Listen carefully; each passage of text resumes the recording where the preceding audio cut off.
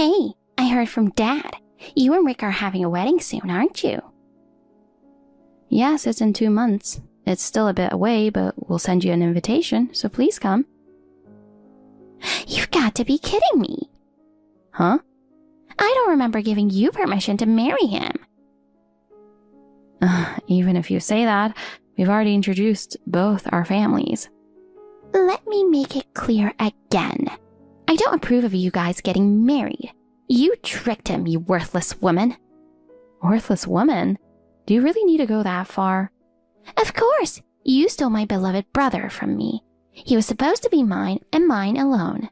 The idea of him marrying another woman is absolutely unforgivable. I understand that you love him, and that's sweet, but he chooses to spend the rest of his life with me. If you care about his happiness, I hope you'll give us your blessing. Well then, are you ready to be my servant? What do you mean?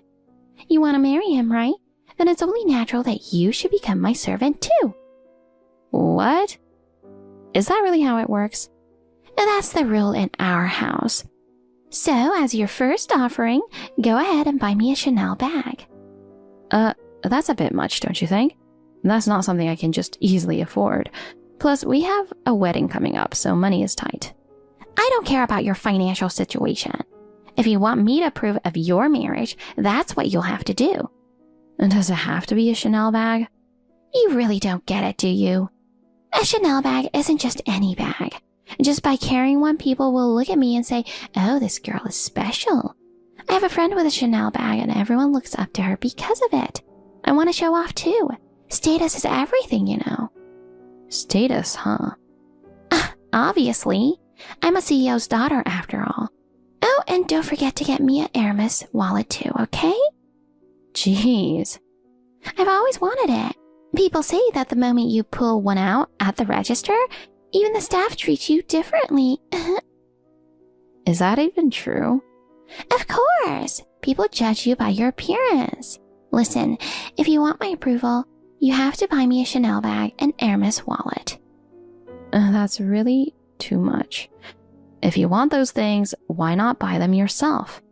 Buying them for myself wouldn't mean anything. I'm only asking you because I'll approve your marriage in exchange. Chanel and Hermes are way too expensive. Well, then I guess I won't approve. So forget about marrying Rick. You're being so unreasonable. I'll make sure to tell Dad that you've decided to back out. Back out? You're not worthy of marrying into my family anyway. It's better to save yourself the embarrassment before the wedding. Oh, trust me. Indeed, your father is the CEO, and he's a remarkable man. I'm fully aware of what it means to marry into a family like yours, and I'm prepared to take on that responsibility.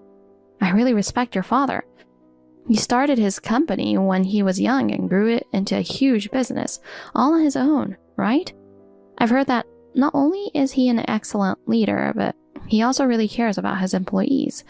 I heard he offers great benefits and makes sure everyone gets regular training.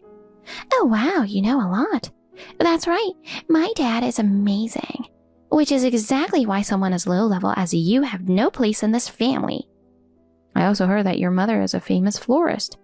Yes, she's one of the top florists in the country.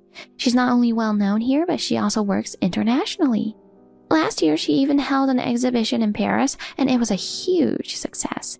So obviously, Rick isn't a match for someone like you, a high school dropout. I don't know if you're just after a cushy life, but you should know your place and step aside, you lowly woman.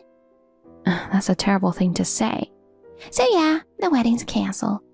And don't ever get near Rick again.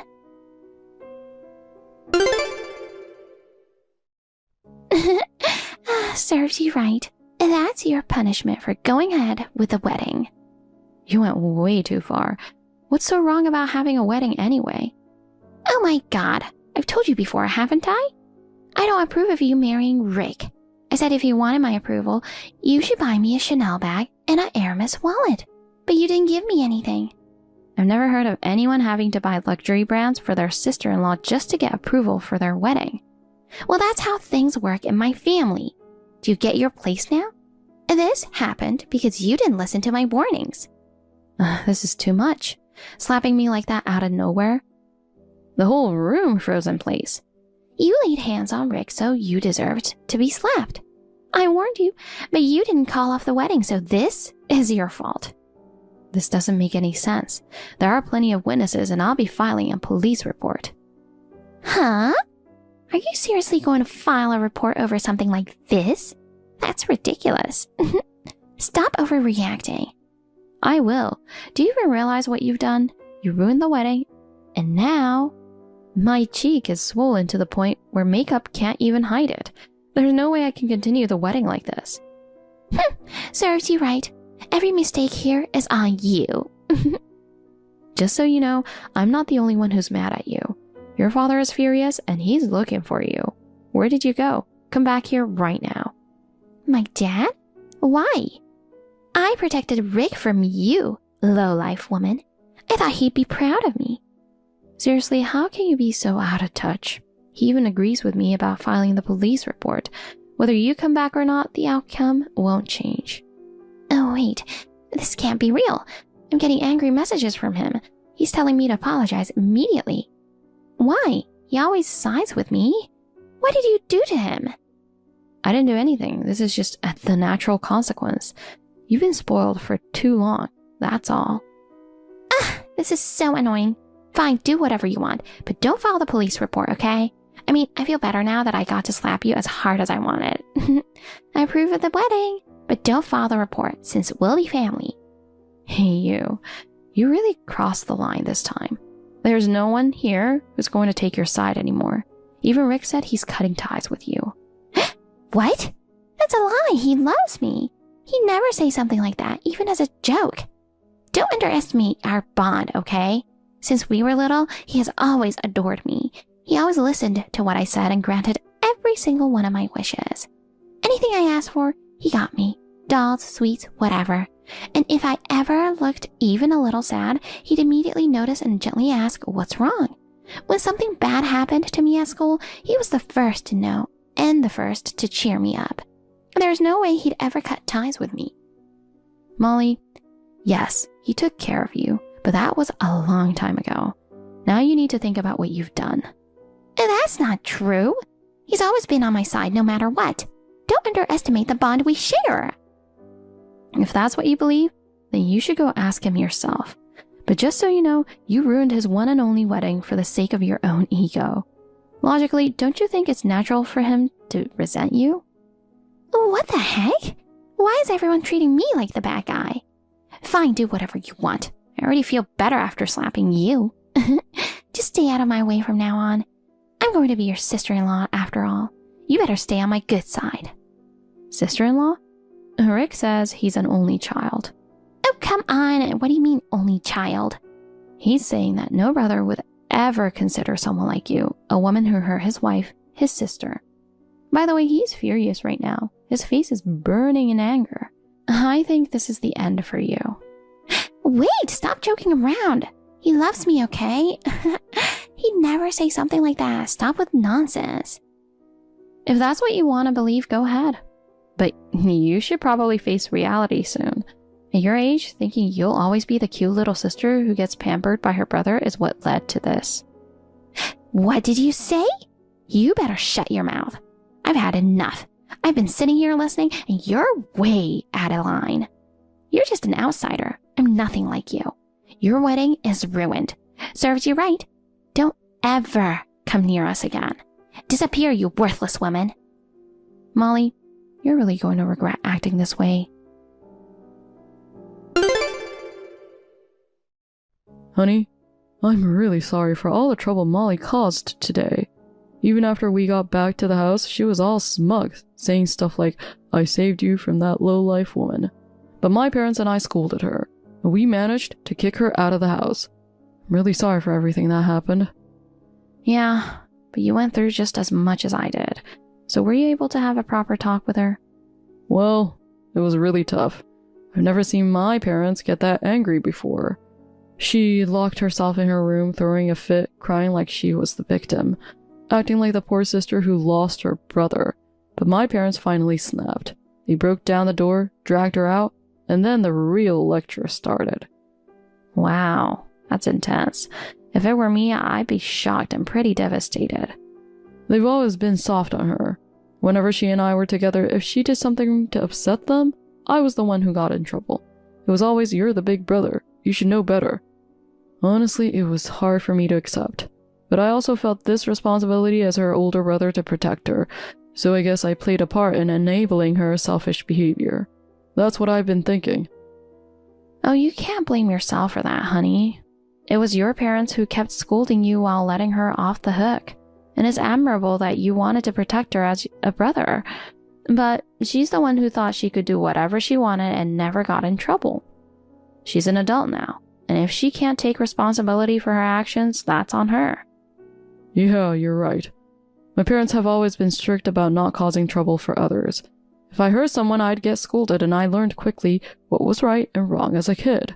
But in her case, she learned that if she played the poor me card, our parents would side with her, even if she was the one in the wrong.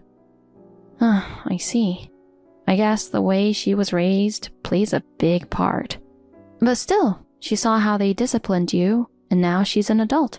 If she can't tell right from wrong, then she has a serious issue. Exactly. That's why my dad was absolutely furious today. She really crossed the line this time. My mom was in the background, anxious and crying, but she didn't stop him. So yeah, everyone's on our side. That's a relief. She probably thought she could keep throwing tantrums and get away with it. Even my parents have had a hard time with her behavior for a while. She's been staying at their house without doing anything. And even though she's supposed to be working at my dad's company, all she does is show up and slack off. Oh no. Is she not doing any work? No, she thinks she can get away with anything just because she's the boss's daughter. Every morning she shows up, sits at her desk, pretends to work on her computer for a bit, and then spends the rest of the time glued to her phone. When lunchtime comes, she leaves the office and often doesn't come back. Whenever someone asks her to do something, she refuses, saying, "I'm the CEO's daughter." No one has said anything to her. She barely attends meetings, and even when she does, she spends the whole time on her phone not paying attention. She never reads any of the materials, and when people ask her questions, she can't answer. People in the office started calling her Lady Molly behind her back, and honestly, everyone's fed up with her. She's completely useless in the office. Exactly, but she has no clue. She says things like, "Just having me around makes everyone feel more at ease, right?" To her, the office is just a place to relax. Her coworkers can't say anything and they just have to put up with it. Yeah, but it looks like even they finally hit their limit. My dad is fed up too, and after what happened, he's decided not to help her in any way anymore. He's kicking her out of the company. Wow. I hope this will make her change her ways.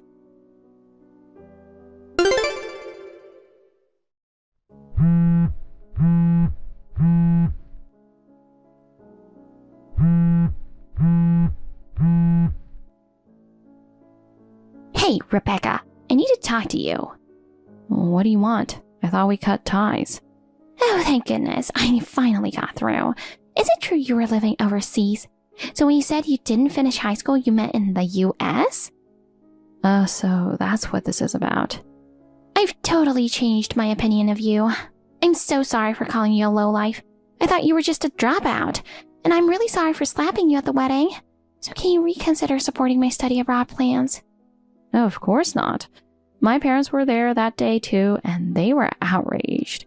So the plan to help you study abroad, that's off the table. I didn't know anything, but you said you could help me go to France with some connections. Can't you just cover the costs for now, and I'll pay you back when I make it big? Once I study there, I'll be fluent and make tons of money. Think of it as an investment. Your family, after all, so help me out, won't you? Honestly, I don't even know where to begin with that. But we're no longer family, and helping someone who ruined my wedding is not happening. Also, just because you study in France doesn't mean you'll automatically learn the language. Especially with someone like you, I highly doubt you'd get anything out of it. What? Why not? Isn't studying abroad the key to getting an advantage when job hunting and stuff? Well, I have a friend who did that and didn't gain a thing. She went to France for a year during college, but she didn't pick up the language at all. How's that possible? I thought if you went there, you'd naturally become fluent. You'd think so, but she didn't make any effort. She barely attended classes, only hung out with her English-speaking friends, and never tried to connect with the locals. Wait, but why would she waste her time in France like that? She was embarrassed to speak French. At first, she was just nervous about making mistakes, but that anxiety grew, and eventually she avoided speaking it altogether. By the time she came back a year later, her language skills were almost the same as when she left. So unless you make the effort, studying abroad is pointless. And she even said that people around her didn't just magically help her because she was there. Instead, she felt judged, like, why is she even here if she can't speak French? If you go in with the same attitude, you'll end up just like her. That's... Exactly. So, drop the naive idea that studying France will automatically make you fluent. People like you who rely on others and don't put in the work won't gain anything from it. You're not worth the investment. Then what am I supposed to do? I was so excited about going to France. I never imagined that this could all fall apart like this. I got kicked out of my house and now I have nowhere to go. That's why I wanted to go there and stay with a host family. Wow, you've really been spoiled your whole life, haven't you? You think it's normal for others to help you out. If you want to go there and study, do it on your own. We're done being involved in your plans. I don't even know how to do any of this. My parents have always helped me, and I didn't know the whole study abroad thing was something you and Rick arranged. That's because you never paid attention. Whenever we talked, you were glued to your phone, totally zoned out.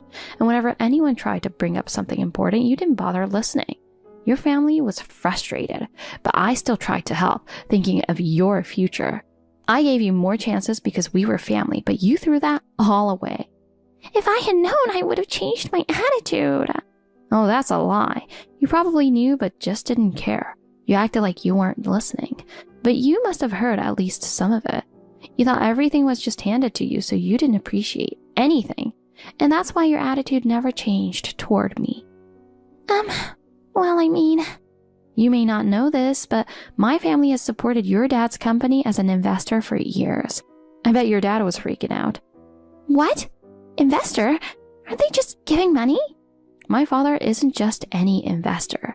For years, he's provided significant funding for your dad's company. But more than that, he's been deeply involved in major business decisions.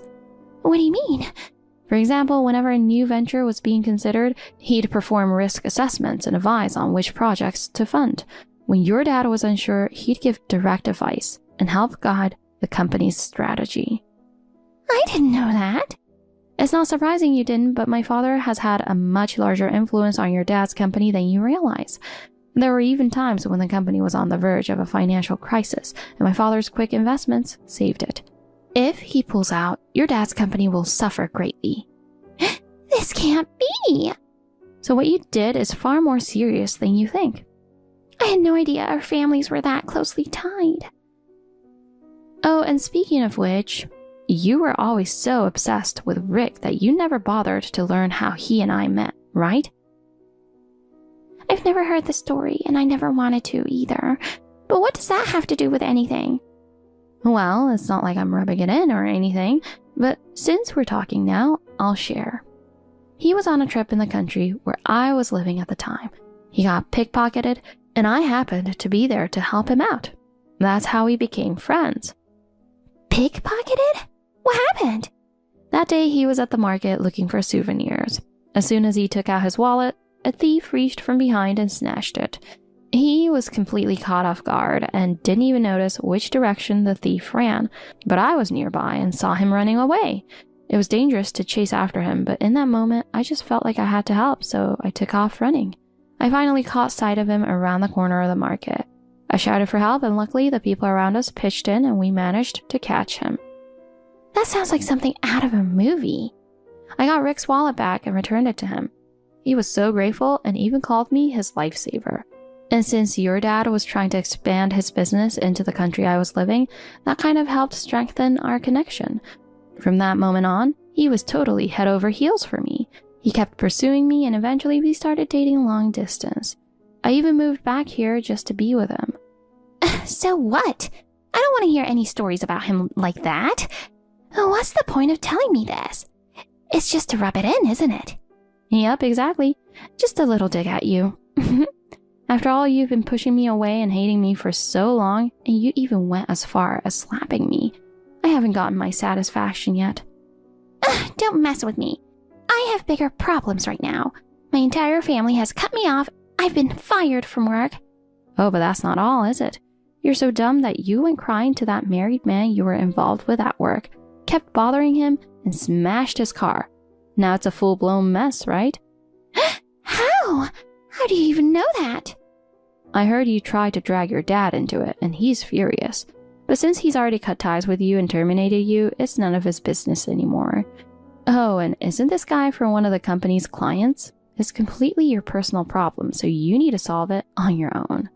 Yet you're still trying to rely on your parents at this point. How many times do you need to be told you're cut off before you get it? But the guy's telling me I have to pay compensation. I just got fired, you know. How am I supposed to pay it? That's not his problem. You did something wrong, and you're being asked to pay for it. Isn't that the consequence? I've cut ties with you too, and frankly, I don't care how you handle your life now. But don't forget, you still owe us for ruining our wedding. Wait, are you serious? Even knowing the situation I'm in? This is all your own doing. I'm not someone who just forgives because things got hard for you, and I certainly don't owe you any sympathy. If you can't pay, we'll make sure you do one way or another. We have connections in a lot of places. We can make sure you're squeezed for every penny. No! Are you saying I won't even get the chance to work it off myself? If you can find a way to pay, that's fine. But if you can't, we'll force you. Hold on. This is terrifying. What are you even thinking? What do you mean by connections? Your little brain wouldn't get it even if I explained it. Oh, and I remember you saying you'd make me your slave once I married Rick. If that's your attitude, I see no reason to show mercy either. I'll make sure you're in a hell you'll never crawl out of. Wait! I don't get what's going on, but please stop. I'm sorry, okay? Just let it go.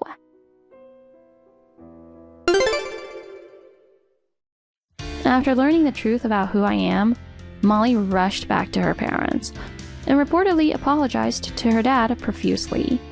She begged him to let her work at his company again, since she needed to pay off the compensation. However, he refused. Instead, he introduced her to a factory run by one of his acquaintances, where she was given a job and a room. The work at that factory is apparently very tough. And since she never took work seriously before, she's now crying to her parents, saying she wants to quit. But they've refused to let her come home until her debts are paid off.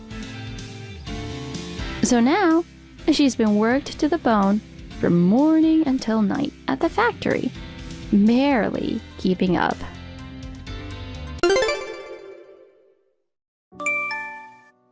Aaron, how are you doing there?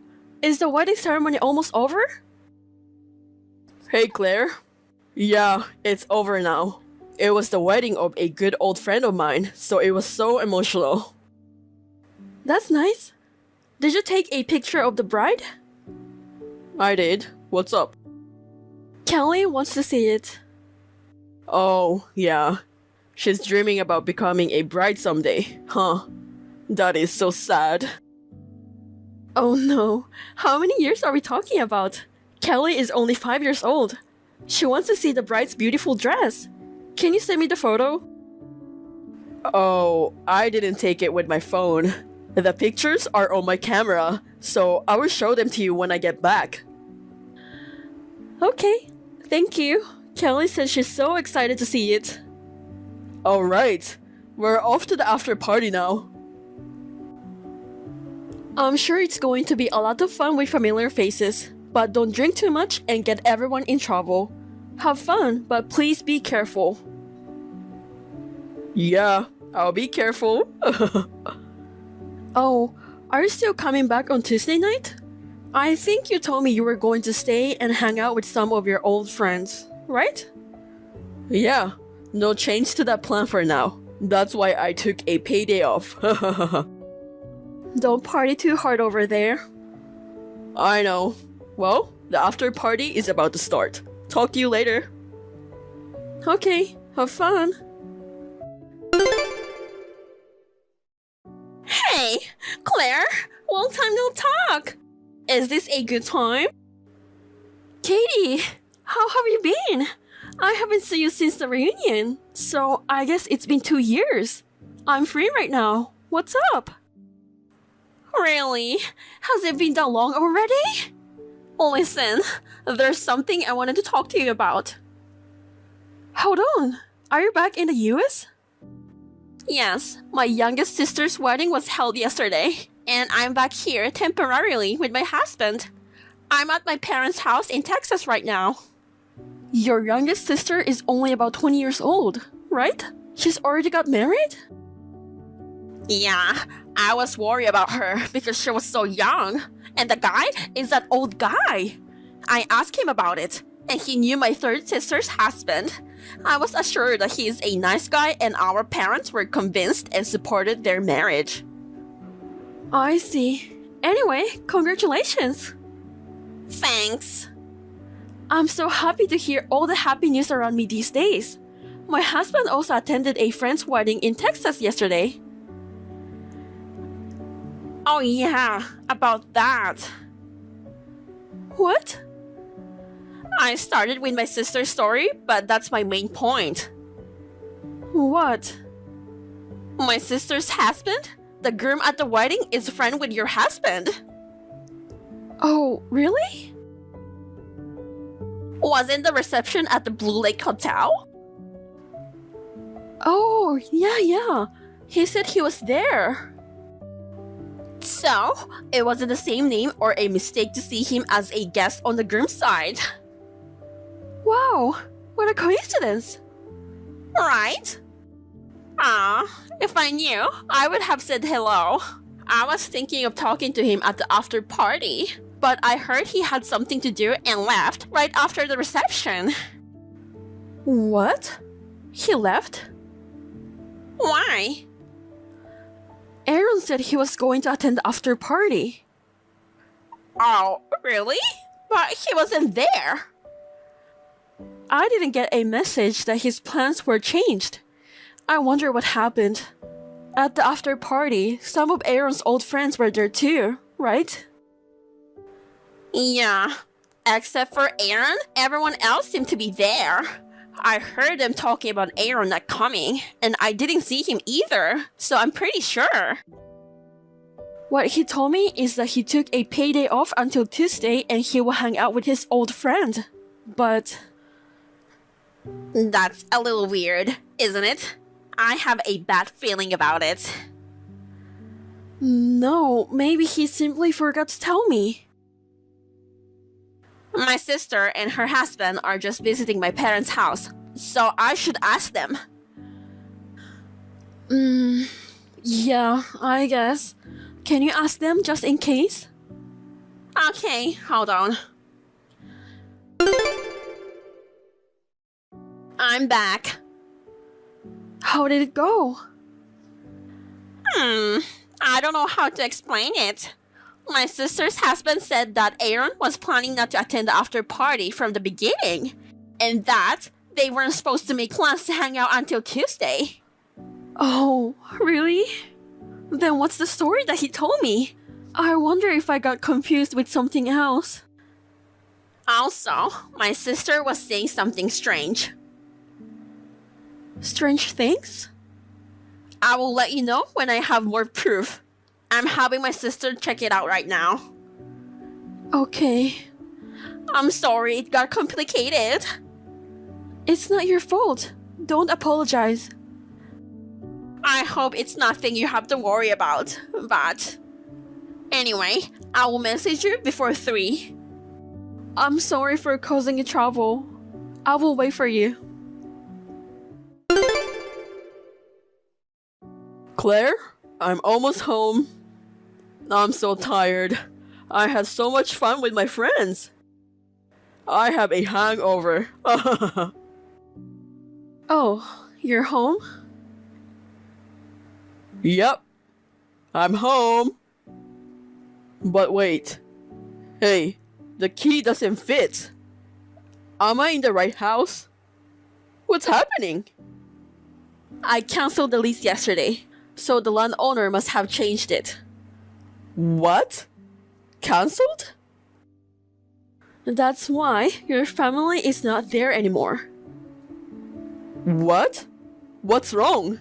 Does something happen that we need to suddenly move out? Well, yeah. I moved all my stuff out of the house in one day yesterday, so it was crazy.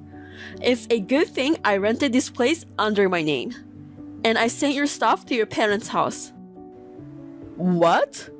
What the hell happened? Could it be like you borrowed money from bad guys that I don't know about? It's not like that. Where should I start talking about it? I still don't know how to tell you about it. What is that? Well, first of all, did you know that the bride at the wedding has 3 sisters? Huh? Yes, I know. The bride's youngest sister, right? The bride's oldest sister, Katie. She's a friend of mine from school. Oh, seriously? What a coincidence. I also got a message from Katie the day after the wedding. I was so surprised to hear this coincidence too. I think she married a foreigner and now lives abroad, right? I think she was at the wedding too. Yeah, Katie came to our wedding too, but I guess you didn't recognize her after 6 years. I see. That was rude of me. If I had known, I would have said hi. So, last year around this time, right? Her 3rd sister's wedding. Huh? Oh, I see. The groom at that time. He was a friend of mine and that sister's husband. I attended that wedding too. Well, even though we're all from the same area, I never thought we'd have such a close connection. That was a surprise. Oh, but in that case, did she not talk about me last year? I feel like I didn't greet her last year either. She couldn't come back home because of some unavoidable reason. Oh, I see. I mean, why does that lead to Claire's moving out? I don't understand your story at all. Well, I guess you still have no idea what I'm talking about. What? Well, the 3rd sister's wedding. You know that the sister had a friend in common, right? What? And since they were mutual friends, of course, they were invited to the youngest sister's wedding. You must have met her at both weddings. Is that... could it be... I think you're finally getting what I'm trying to say. No, Marie, a 20 years old woman. You flirt with Marie at the wedding. After that, you saw her regularly and had relationship with her. And you pretended you were single. How did you know all of that? Marie told that sister all about it. That both of their partner are old guys. She once showed her a photo of her and you. What? With me? No. I think you're talking about the wrong guy. Well, if that is all the story, I can confirm if it's true. But there's more to the story. You know, the other day, when me and Katie were talking about you, our conversation didn't quite sync up, and we were like, huh? And Katie confirmed it with her sister. You told me that you were going to attend the after party, but the truth is, you left for a trip with Marie. I heard that you have been planning this trip for a long time. How generous of you. You're married to me and have kid. Just wow. Oh, God. Now you know all about it. Okay, fine. So, you admit that you're cheating. Yeah, that's right. I was cheating on you. I'm happy to admit it. Oh, you're happy about it? Yeah, of course. If I leave you, I can marry a 20-year-old girl. I will give you custody of Kelly too. I will be able to live with a younger and prettier girl than you.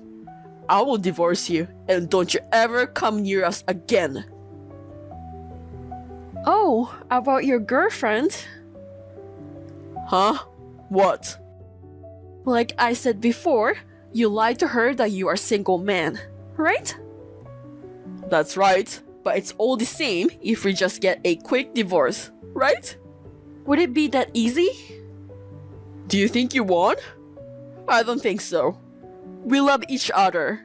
My lie is like a tiny speck of dust compared to our deep love, you know? First of all, Marie is deeply in love with her older boyfriend who is tough.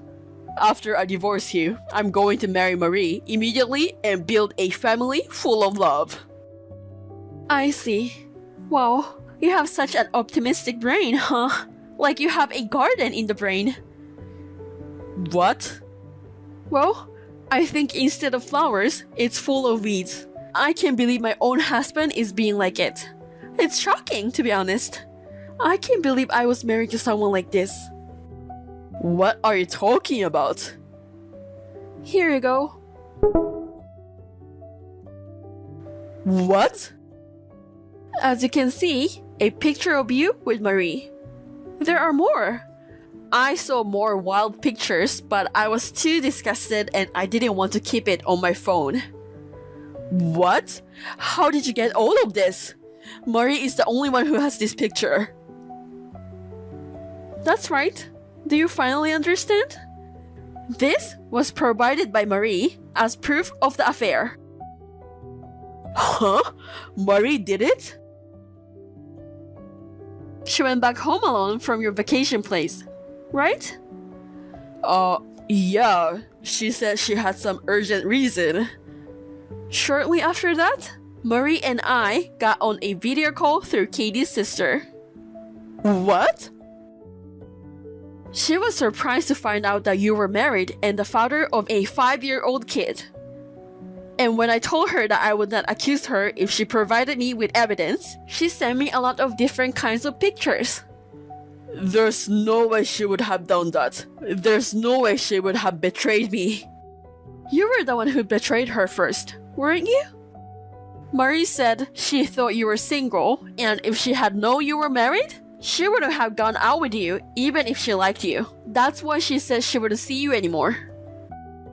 That can be true. Marie would never say such a thing. She loves me.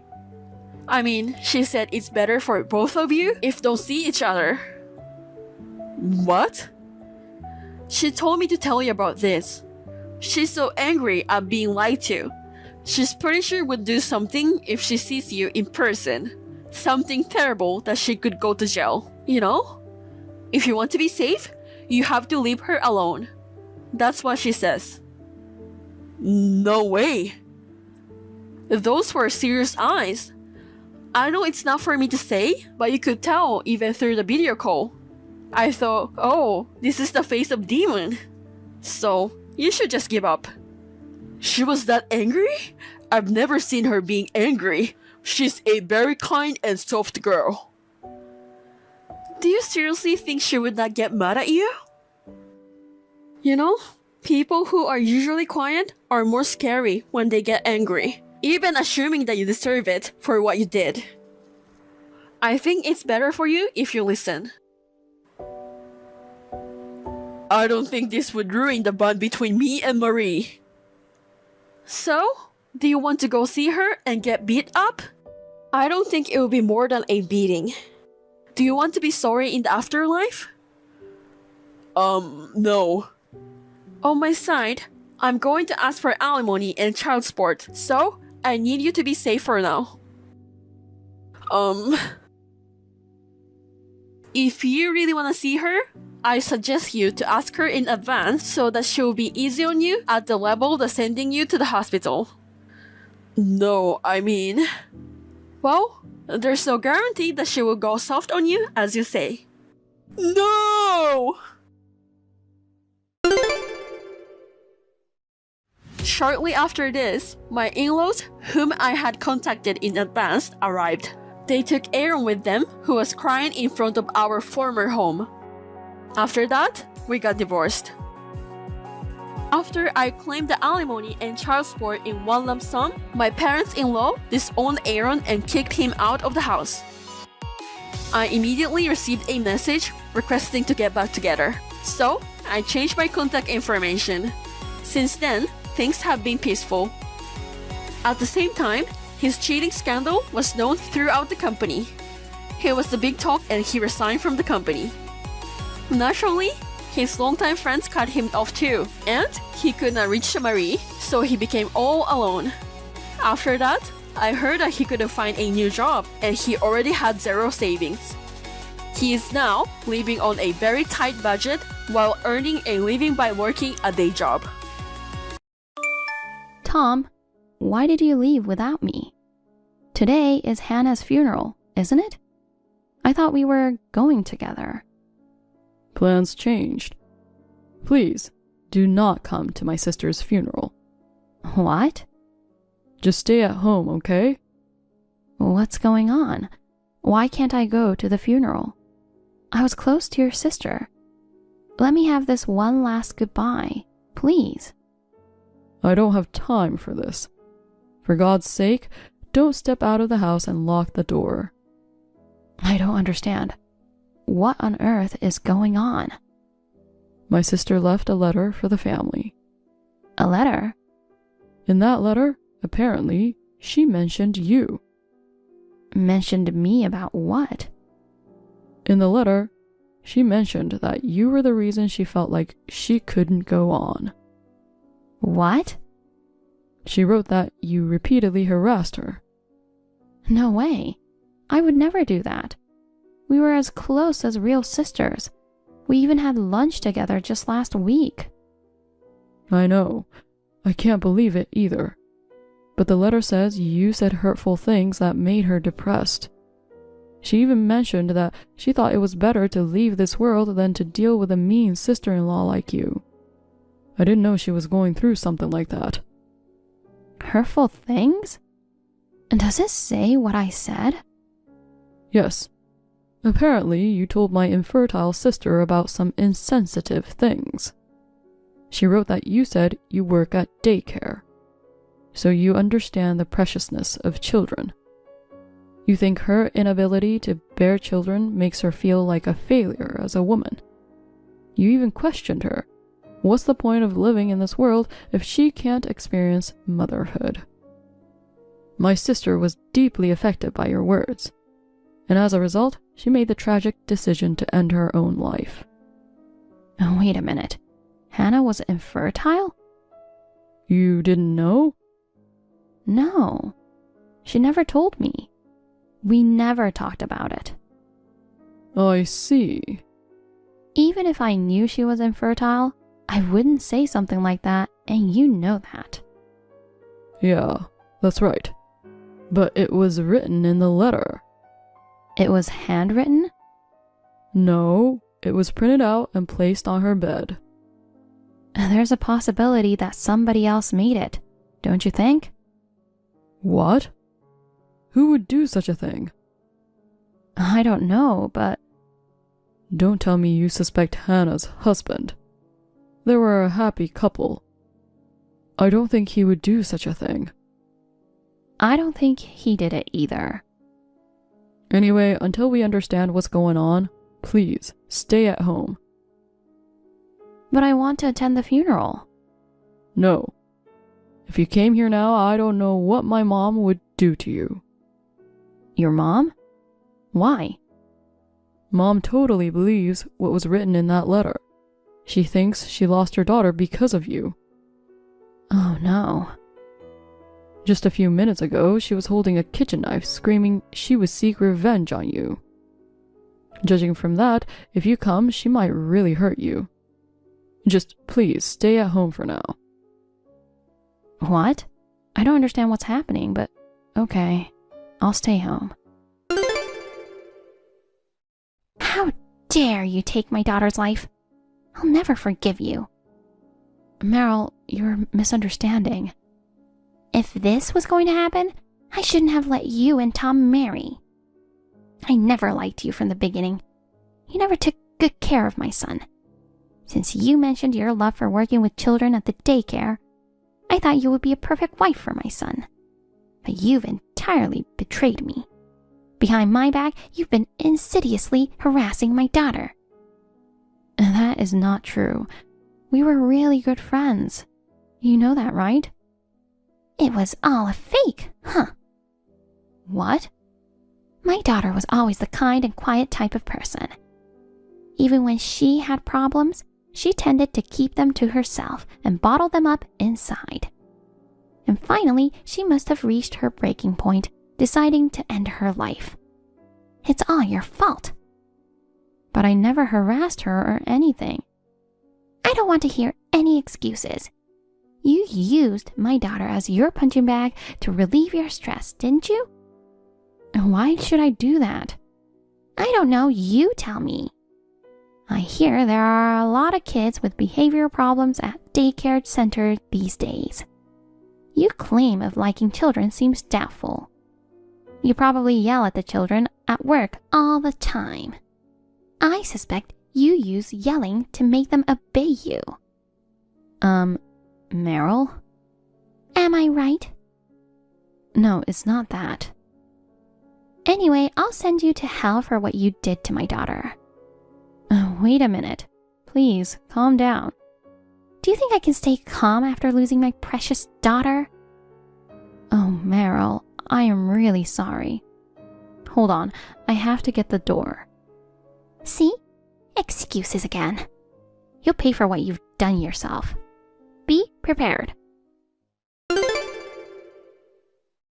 Hey, Sandra. I'm sorry. I went too far earlier. No, don't worry about it. I'm sorry. I'm not in the right state of mind after my daughter's passing. I'm sorry I said such horrible things. So do you believe me that I didn't do anything? No. What? The fact remains that you're the reason my daughter is no longer with us. That's not true. Of course, you wouldn't want to admit it, right? Eventually, the police will catch up to you, and naturally, you'll lose your job. Tom will divorce you too. What? Police? It's crazy, I didn't do anything. But it's clearly written in my daughter's letter. It says it was all your fault. What's written in the letter is a lie. So you're saying my daughter is a liar? Oh my goodness. You're the worst kind of person. No, it's not that. But you know what? I can change your fate. What? I still cannot forgive you for what you did. But technically, you're still my daughter-in-law. And you're still in your 20s. It's too bad that you're going to be an ex-convict. You wouldn't want to live a miserable life, would you? If you show sincerity to me, I'll keep it a secret. Are you asking for hush money? Exactly. How about $100,000? You want me to pay $100,000 to you? No. I want you to pay $100,000 to each of the relatives who know about this. What? That's impossible. I can't pay that much money. Then you'll go to jail. That won't happen. Oh, really? If we take that letter to the police, they'll start investigating you. I'll expose the lie before that happens. What do you mean? We were good friends, always treating each other like real sisters. That's why I'll never forgive the person who drove her to this. What are you talking about? You're the one who drove my daughter to this. It wasn't me. It was you. Excuse me? Are you out of your mind? Why would I, her mother, do such a terrible thing? I already know everything. What do you mean? You're the one who drove her to disappear from this world. It's all your fault. You're trying to blame me for this? That's my line. Shut up.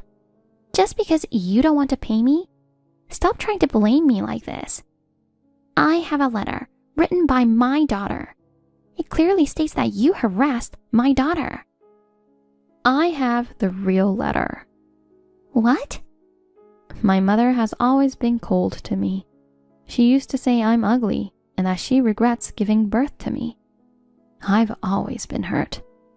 When she found out I was infertile, she became even colder and wouldn't even look me in the eye. No way. Even when I tried to talk, she always ignored me. Every night I received hurtful messages about being infertile. Eventually I was told my life is worthless. It's painful just being alive. Stop! My husband seems busy with work, so I can't talk to him about it. When I messaged my father, I found out I was blocked. Wait, that's the same one I found. It seems like my loving father now hates me because of my infertility. I feel like a burden.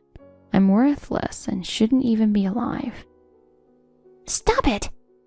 I thought there was no way her father would block her. So I asked him just now. Then he said he never blocked our daughter. You did, didn't you? Shut up! Just stop it already. And there's more. My mother sent me a message saying I shouldn't have been born and that I should disappear from this world. Even after blocking her, she tries every way to reach me just to say hurtful things. I think she won't stop until I disappear. Enough already. How can you say such horrible things to your own daughter? Breaks my heart to know she was bearing it all alone. Why do you have that? I ripped it to shreds and threw it away. So it was you after all. That's... This morning, I received a letter from her. Remember earlier when I mentioned that I had to get the door? Well, it was the mail carrier. What's going on? Why would my daughter send you a letter? According to the letter that I received, you often visited your daughter's house unexpectedly. She thought you might be the first to discover her body, and that you might try to conceal the letter. So she sent it to me just to be sure. It seems she knew what you might do. Damn it! I thought she was dumb, but I guess she used her little brain at last. What? How can you say that after someone took their own life? I didn't take her life, right? It was her decision. It's not my fault. Don't you realize you did something terrible? Not really. I always thought my daughter was a failure. What? She doesn't have a face or personality like me at all. She's slow and cries easily, you know. Just looking at her makes me irritated.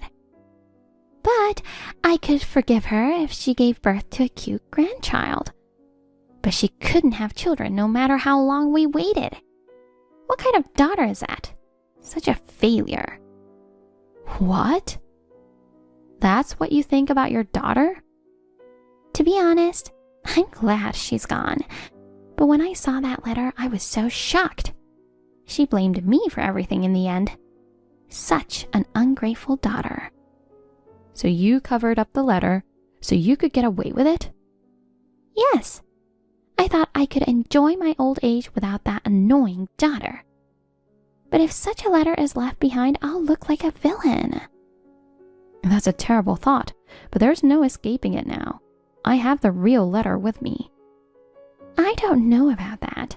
If you claim that the letter was fabricated by me and you have the real letter, then what? After all, it's a printed letter. It's impossible to know who wrote it. I have the proof that the letter you have is fake. What? You mentioned earlier that I work at daycare, right? Yes, so what? You work at a daycare, don't you? No, I don't. I work at a kindergarten. I'm not a daycare worker, I'm a kindergarten teacher. Aren't they basically the same thing? They sound similar, but they're not the same. So, what's your point? There was the same mistake in the letter. What? It seems I was written as a daycare worker in the printed letter. I often talked to Hannah about my work, So she knew I was a kindergarten teacher. Of course, she knows the difference between daycare and kindergarten. There's no way she would make such a basic mistake. Oh, with that small mistake you accusing me that I made up the letter? Even if you report me to the police, they'll just laugh and send you away. I guess so.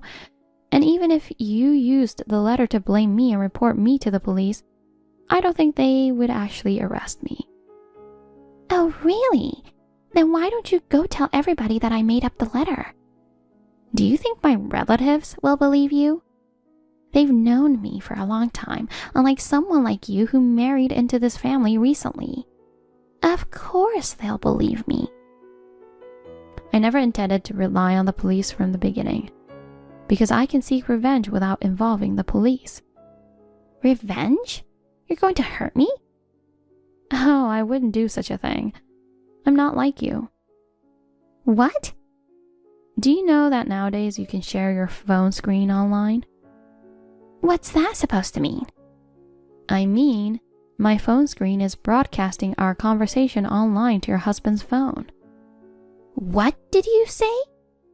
Right now, your husband, Hannah's husband, and all our relatives are reading this. What? No way. You're joking, right? No, it's true. That's ridiculous. What? Oh no. What should I do? What do you think will happen if your husband, who loved your daughter, finds out the truth? Oh no. He'll divorce me. Of course. What have you done? I'm a housewife. I don't think I could survive if I got divorced. I don't care about that. What? Your daughter lost her life, and all you care about is yourself?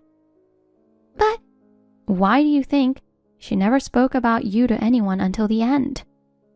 Maybe because she didn't want to feel ashamed of infertility and didn't want to make her mother the villain. If that's the case, why reveal it in the end? She could have kept it to herself forever. She never wanted to reveal it, but she wrote the letter to disclose everything to prevent me from becoming the next target. You're the kind of scum who would tell me that a woman who can't have children is worthless.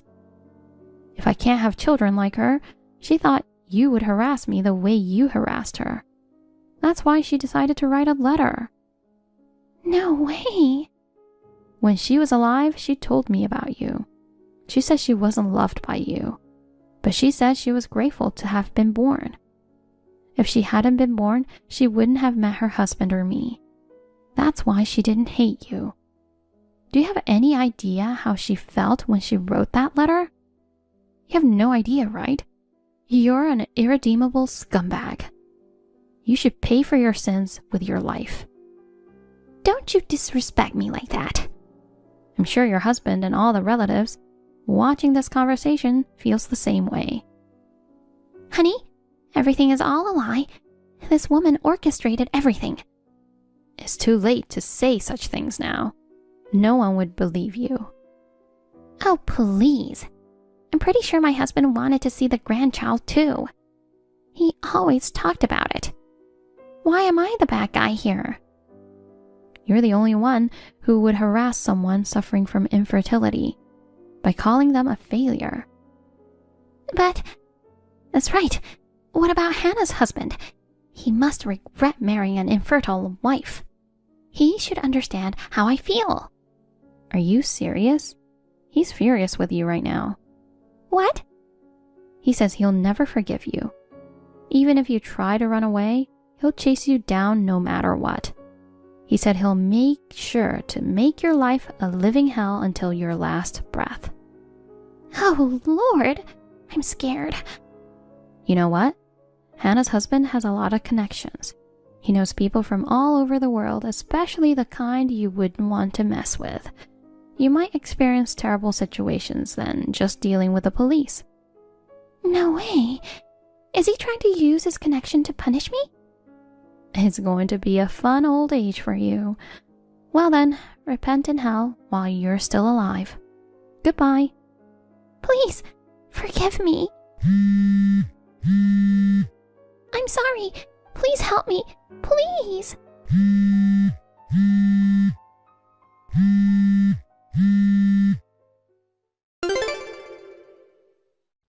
When I went to the funeral home, Meryl was already gone.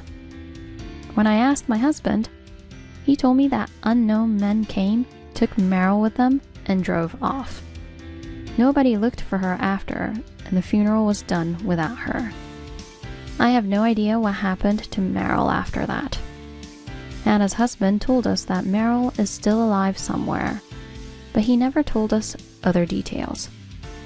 I have Hannah's favorite picture hanging in my house. Every morning, before heading to work, I greet her. She's always smiling kindly in the photo. And seeing that smile gives me the motivation to do my best each day. I believe she's watching over us from heaven, and I'm determined to live my life to the fullest in her honor. Hey, Riley, do you have a minute? Hi, Abigail. What's the matter? Christmas break is coming up soon, so I want to check on your plans. Oh, my plans? Yeah, tell me. Well, as usual, I'll be visiting my in-laws. Oh, no vacation this year? Well, there's a ski resort nearby, so we always make time to enjoy it as a family. Oh, that sounds nice. Ski sounds fun, but isn't spending Christmas at a crowded place a bit of a hassle? A hassle? I guess you could say that. I usually go to my in-laws too, but this year is different. Get this, we're going to Tahiti. Oh, wow, Tahiti. That sounds amazing. Sounds fancy, right? Since my husband works away most of the time, it's great to spend time together like this. Enjoy your vacation. Thanks, but there's one little problem. Oh, is there? What's wrong? I don't have a passport. That's a big problem. You're planning to go overseas. Yeah, I totally forgot to apply for one. Derek and Elsa have theirs, but while I was busy gathering all the documents, Derek said I still had time, so not to worry. And now here we are. No, this is no time to laugh. If you don't hurry up, you won't be able to go to Tahiti. Yeah, I know. Honestly, this is my first time traveling abroad, so I wasn't sure how to apply for a passport. Plus, I was so focused on buying new clothes and bags for the trip, I totally forgot. You really should start panicking about now, don't you think? I know, but at this point, I don't even know if I can get it in time. It's kind of exhausting, you know. So what? Derek and Elsa will go to Tahiti without you? No way! I'm definitely going. Then you'd better hurry up and apply. You're going to get in trouble with Derek. Oh, I already told him I applied for it. What? You lied to him? Yeah, because I didn't want to be lectured. He'd be like, how come you bought all these new clothes but didn't apply for the passport? So yeah, I've been thinking about what to do. Thinking? You have to apply for it, obviously. That's why I'm asking about your Christmas plans. Huh? What does that have to do with anything? Can I borrow your passport? Huh? No, seriously, lend me your passport. Whose passport? Yours, Riley. To whom? To me. I mean, your in-laws live in this country, right? You don't need a passport to visit them. Well, yeah, but... So just lend it to me. I'll give it back after the trip. I promise. No, that's definitely not how it works. Traveling on someone else's passport is illegal. Oh, it'll be fine. Also, I've never even been abroad in my life, so I don't even have one. Oh, come on. I know you do. I really don't. Maybe you're confusing me with someone else? Either way, it's against the law to use someone's passport. I'm not confused. I saw it with my own eyes. You do have one. Ugh. Look, you're not going abroad, so it's not like you'll need it, right? Come on, just for the end of the year. How am I supposed to lend you something I don't even have? You're being so persistent. You're so stingy. Why won't you lend it to me? Let me ask you this. Even if I did have one, why do you think I'd let you borrow it? Well, we're mom friends, right? And you're always so nice. I figured you wouldn't mind lending it. Being mom friends and nice doesn't mean I can break the law. Borrowing a passport is illegal. Oh, come on. Don't be like that. You've let me things before. Like last summer, you let me borrow your tent for camping. And in the spring, you lent me that kid's suitcase. Oh, and the Christmas decorations and the barbecue grill, too. Yeah, I vaguely remember that. You didn't want to buy those things, so you kind of pressured me into lending them to you. But this is totally different. How is this different? Borrowing is borrowing, right? Absolutely not. Passports are completely different. It's illegal, and there's way too much risk involved. So if you're saying that, does that mean you do have one? A little borrowing won't get anyone in trouble. It's obvious you're lying, so just lend it to me already. You're not making any sense, and you're being totally unreasonable. I don't even know why you believe I have it. Anyway, there's nothing more to talk about. Just go and apply for one like everyone else does, okay? Who's being unreasonable here? Hey, Riley, come on!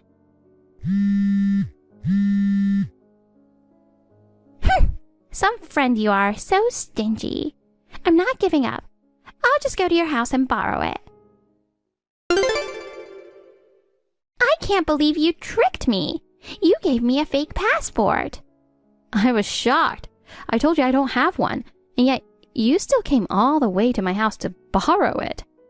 That's because I knew you had it.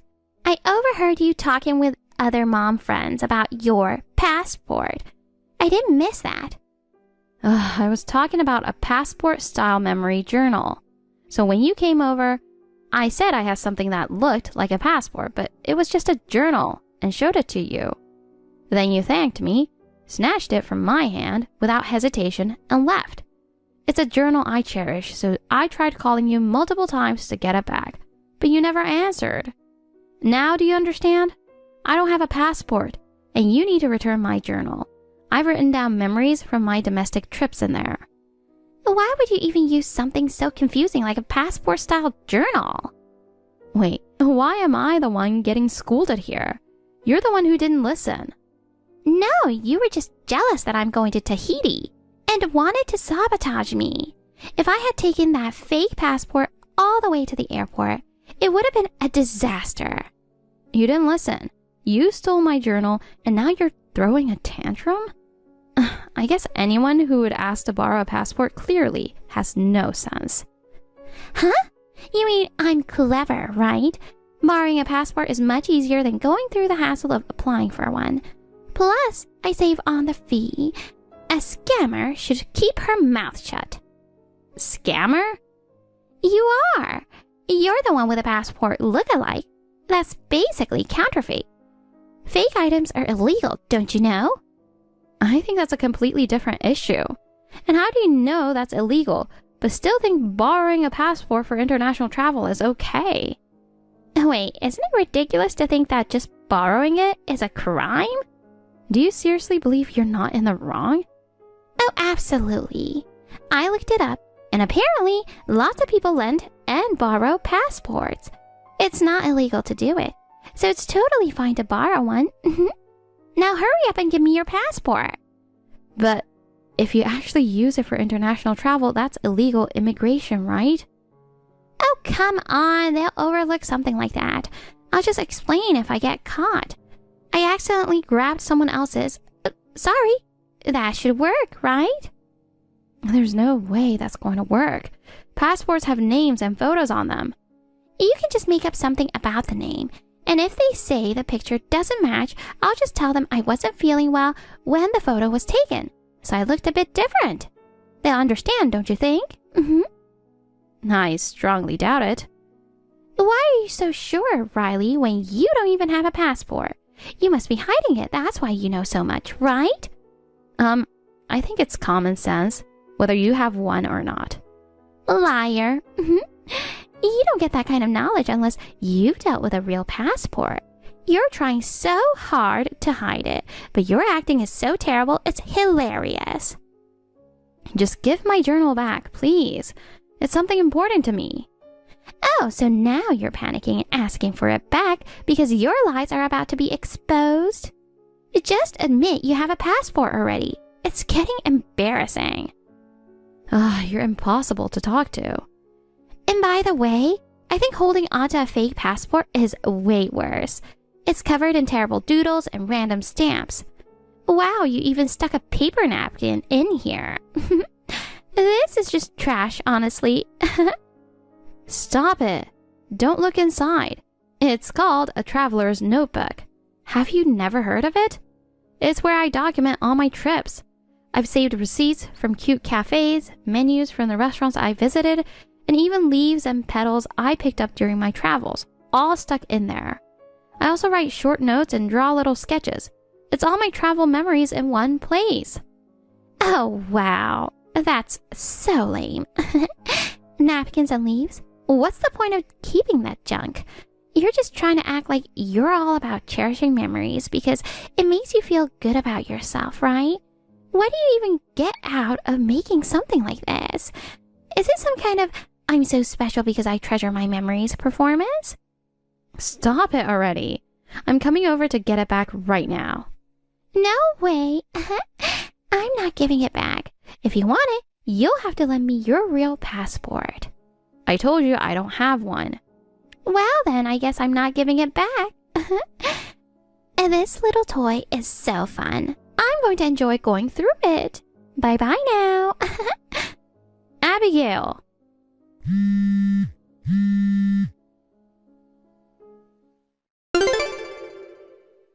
Geez, Abigail, what are you thinking?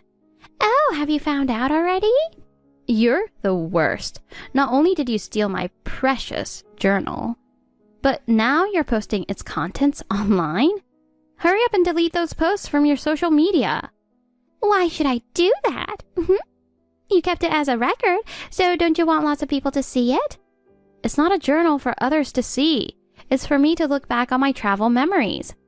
Oh, please. You just want to show off to everyone, don't you? This is way out of line. You posted pictures of my traveler's notebook with a caption, "Dumb woman forging passports."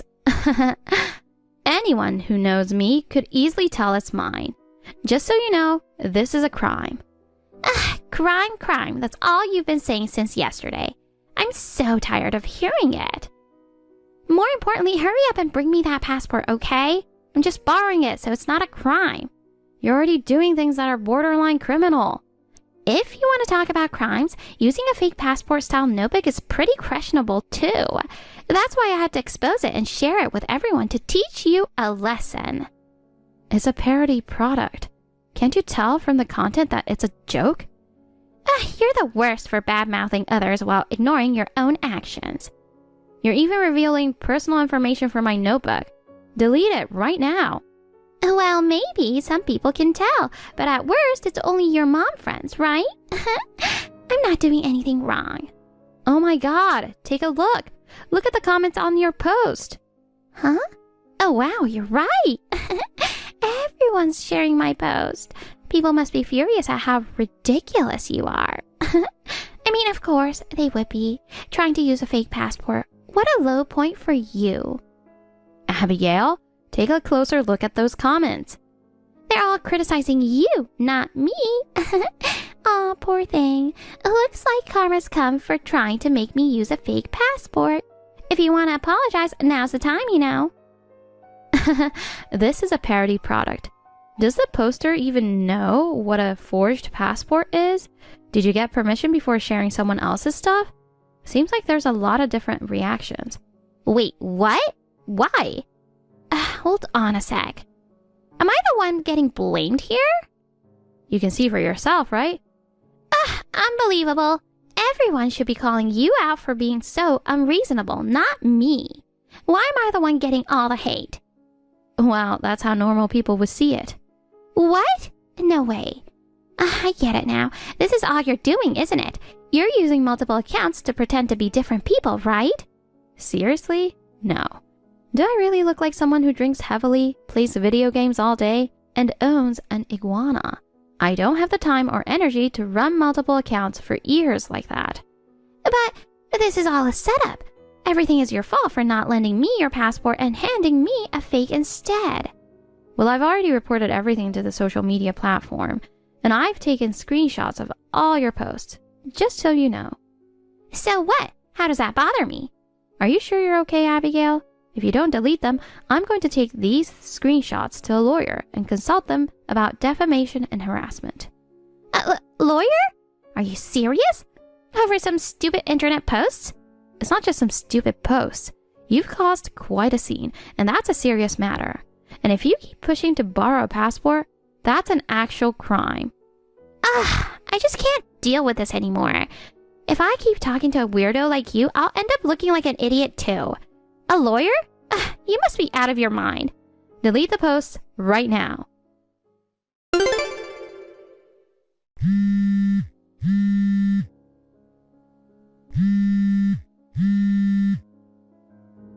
Riley, what the heck is going on?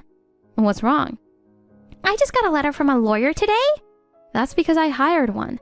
Oh my gosh. This is the worst. I can't believe you actually went through with talking to a lawyer. Isn't this a bit too much? All I did was post about you having a fake passport on social media. Those posts were exposing my personal information. I didn't think things would escalate like this. So what do I do now? The letter says if I don't delete the posts, you'll take legal action.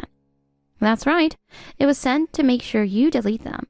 If you do and the issue is resolved, no further action is necessary. Fine, I'll delete them right now. The trip to Tahiti got canceled. I'd been looking forward to it for so long. Oh no. Did you not get your passport in time? It's not even that. Derek said he didn't want to go on the trip with me. What? He saw the post where I shared your journal on social media, and he said he didn't want to travel with someone who would do something that inappropriate. He decided he and Elsa would visit his parents this year, and he told me to stay home. But I already deleted the post. Well, maybe you just need to accept it this time. It's not just the trip. He told me he wanted a divorce. Oh my. He apparently knew I'd been borrowing all sorts of things from my mom friends. He said he couldn't believe that I even tried to borrow a passport and I was a bad influence on Elsa. Isn't that so unfair? I was just trying to borrow what I needed. Divorce seems like such an overreaction. Honestly, I think he made the right decision. Excuse me? Aren't you supposed to be on the same side as fellow moms? Why aren't you supporting me? Dealing with you has been exhausting, and I don't have anything else to say. You should really take some time to think things through. Goodbye. Shortly after that, Abigail was served with divorce papers by her husband.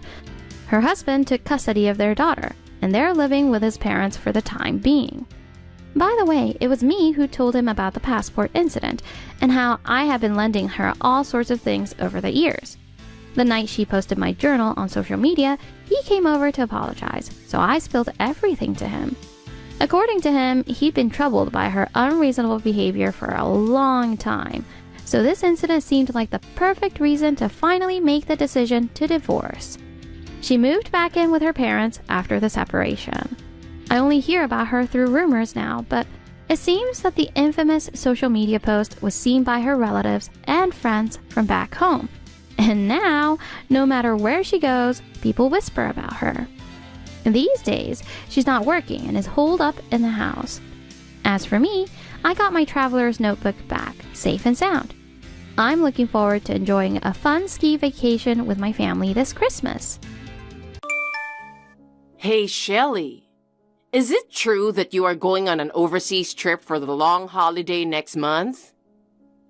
Oh yeah, that's right. I'm going to Australia for a week with Terry. Oh dear. This is unacceptable. Excuse me, is there a problem? I must say there is. When there's a long holiday, you're supposed to go visit your relatives. Helping out around the house and whatnot is pretty common sense. What made you think you can just take off like that? I'm not sure what to say, but we are thinking about trying to have a baby in the next year or so. If we have a child, we won't be able to travel. We were thinking of taking a relaxing trip, just the two of us, while we still can. Simply put, that's what we were thinking. How many years have you been married to our son? What? 3 years. You've only been married for 3 years and you've already stopped being a wife. You're pretty insensitive, aren't you? Excuse me? What do you mean? You refuse to live with us, your husband's parents. As the eldest son's wife, usually, you would think you would help with the family business. But you continue to work. As a member of my family, this is a very sad situation. At the very least, I would think that you would try to devote yourself a little more to the family. You know what? Don't you realize that Terry doesn't like that out-of-date thinking?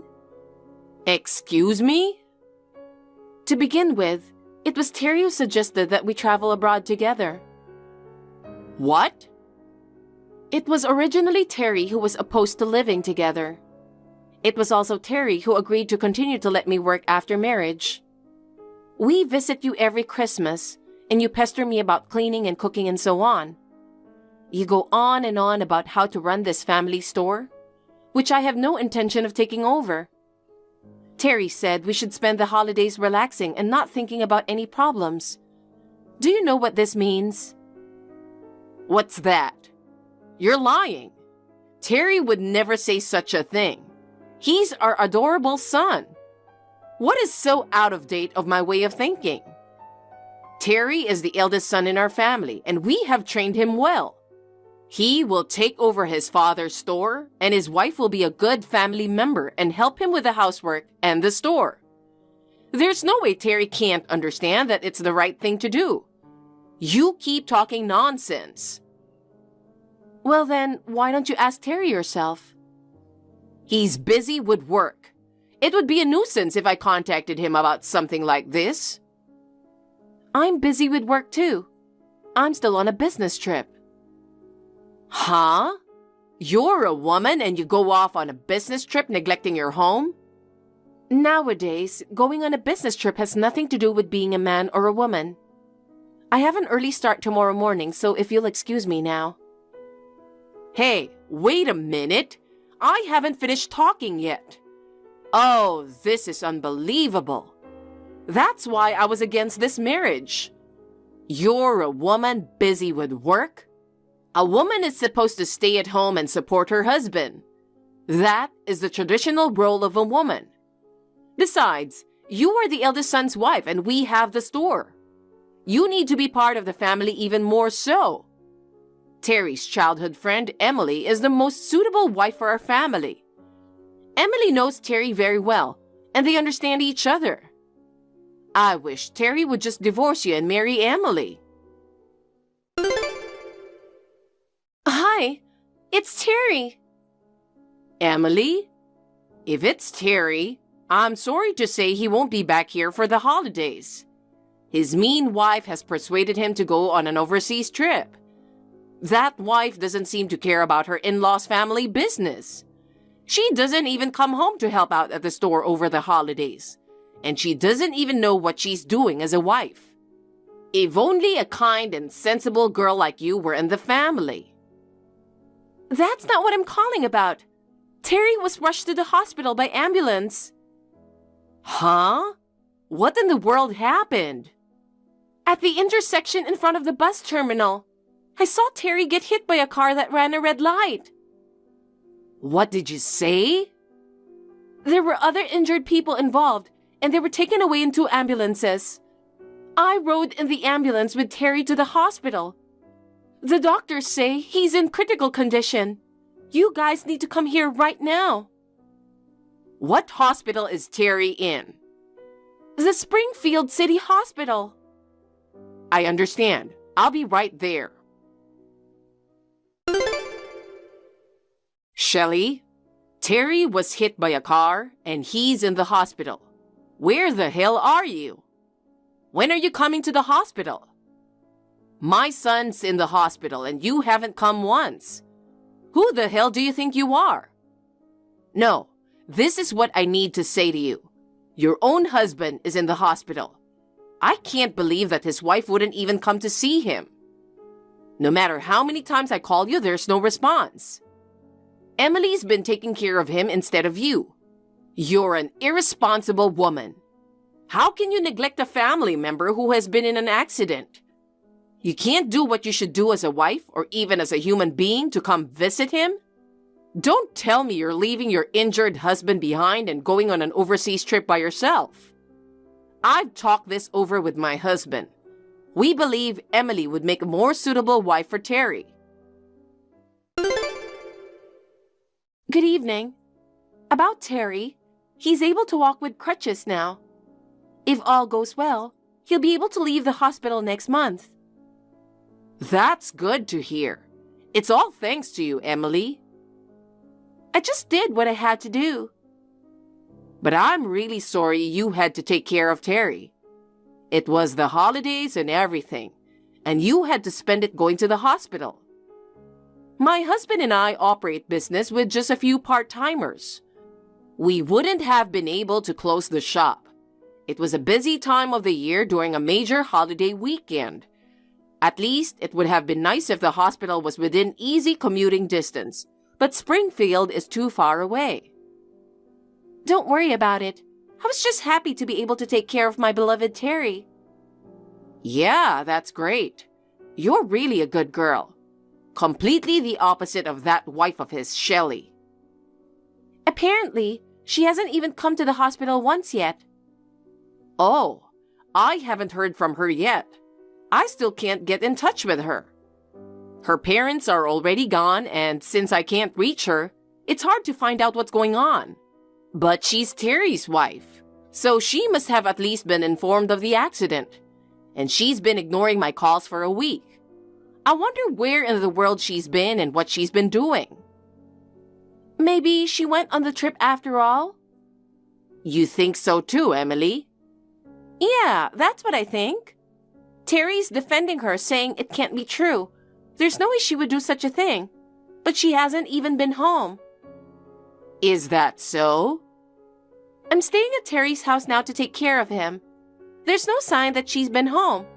Besides, cosmetics, clothes, a large suitcase, things you might use for a trip like that are missing from the house. So I guess she took advantage of Terry's injury and went off on her own. I wonder if she's in Australia right now taking pictures with koalas? Well, I thought that might be the case, but apparently it's true. Hey, let's just get her divorced already. Poor Terry. Such an irresponsible wife. You're right. After all, you're the only one for him. I'm sure he'll love you for taking care of him. Let's get him to divorce that irresponsible wife and marry you. Oh, I'm so happy. I'll make Terry happy forever. After discussing it with my husband, it's been decided that you will divorce Terry. You left your husband in the hospital, didn't take care of him at all, went out to have fun, not even bothering to return. On top of that, not even a word from you. Going on a trip when my son is in the hospital? You are an unbelievable wife. You're still not worthy of Terry. Therefore, we want you to divorce him. Sorry for the late reply. You finally responded. You may be in a panic at the word divorce, but this decision will not be reversed. I'm sorry, but I think there's a misunderstanding. I've been in the hospital with my husband the whole time. Don't lie. I'm not lying. I'm one of the victims who was involved in Terry's accident. What? You seem to have misunderstood a lot, so let me briefly explain the situation up to this point. First of all, I was in the intensive care unit for a few days right after I was admitted to the hospital. I have now been moved to a private room, but my phone was broken, and I had to send it out for repair. That phone came back yesterday, but I can't type on it because my hand is injured. My best friend who came to visit me typed this message for me, and I am replying to it right now. What the heck? When I contacted Terry, he didn't say anything about that. Well, he had to keep quiet, didn't he? Emily is obsessed with Terry and sees me as an enemy, so she has been sneaking into Terry's hospital room. She's been peeking at his messages on his phone and eavesdropping on our calls. Huh? It seems that she has been coming into our home without permission. I thought if she knew that I was in the same hospital, I didn't know what she would do to me. But it was also too much trouble to move to another hospital. I asked the hospital to put me in a private room, and I was able to hide from her by saying no visitors. By the way, the reason I just revealed this to you is Emily's parents have agreed to keep an eye on her. Keep an eye on her? Wait a minute. I don't get it. Why is Emily being watched? She's wonderful. She's a nice girl, isn't she? She was the first one to inform us about Terry's accident. She's been taking care of Terry in the hospital ever since. Don't talk like she's a criminal. She hasn't been charged yet, but she is a criminal. What? Emily explained the accident as Terry was hit by a car that ran a red light. In reality, Terry was waiting for a traffic light at a crosswalk when he was pushed forcefully from behind, fell dramatically toward the roadway. He was hit by a car that had just come along. You mean someone harmed Terry? Yeah, so it was Emily. Huh? But her pushing Terry somehow doesn't make sense. I think she might have pushed him by mistake, thinking it was me. Oh my! And then I was right next to Terry at the time. Oh.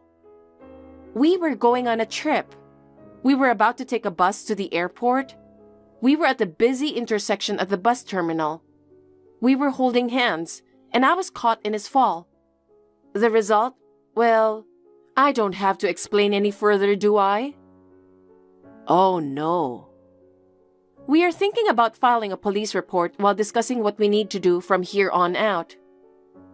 A report? But Emily might not have done it on purpose, right? Maybe she was so happy to see Terry that she bumped into him really hard. No, a police report is an overreaction. No, Emily pushed him on purpose. It's not like she bumped into him really hard. At that time, there were several people waiting for the light at the crosswalk, and Emily was just standing at first. As soon as she realized that Terry and I were right in front of her, she suddenly thrust out her arm and pushed him. Since then, witnesses have come forward, and there's no way she's going to be able to talk her way out of this. I'm sure the police will be talking to her in the near future. I see. Well, that's all for today. Huh. My best friend who is typing on my behalf is about to leave. And since the purpose of today's message was to correct a misunderstanding about me, I'll say goodbye for now.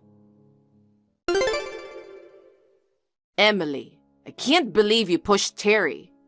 You let him get hit by a car? I can't believe it. I entrusted Terry's care to such a dangerous person. I thought that you could make Terry a good wife. Oh, jeez. I know you can't reply to this message because you're being watched. We'll just pretend that there was no talk of you getting married to my son.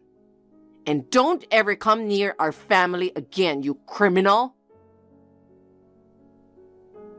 Shelley, you're out of the hospital? If you got out of the hospital, why didn't you come and say hello to us? And you moved out. When things finally settled down at the store and I went to your house, it was deserted. Hurry up and tell us your new address.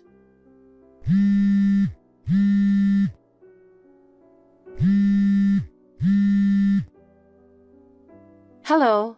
I did move, but I won't give you my address. Why not? Because if I tell you, you and the others will come barging in. Terry and I both still need to recuperate. We don't want a lot of noise and people. I won't be noisy. I'm telling you, I'll take care of you. No, thank you.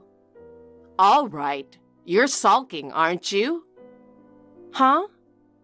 You're mad because I said I'd have you divorce Terry, aren't you? Well, be happy. You're better than Emily, the criminal. I won't talk about divorce at all anymore. Oh my gosh. I'll accept the fact that you are my son's wife. And I'll even let you continue to work and be away from home a lot on business trips. Why are you being so condescending? Well, of course it's because I'm your mother-in-law and I'm your superior. It's only natural that I speak from such a standpoint. I understand. You haven't changed at all. What's that? Well, I'll be going now. Hey, answer me. Don't tell me you're just going to ignore me. Who do you think you are? What's this? Terry has your last name? He sent me and my husband a sealed letter declaring that he's disowning us. Please talk him out of it. Terry is my only son. I was planning for him to eventually take over the family business, but he's cutting ties with us?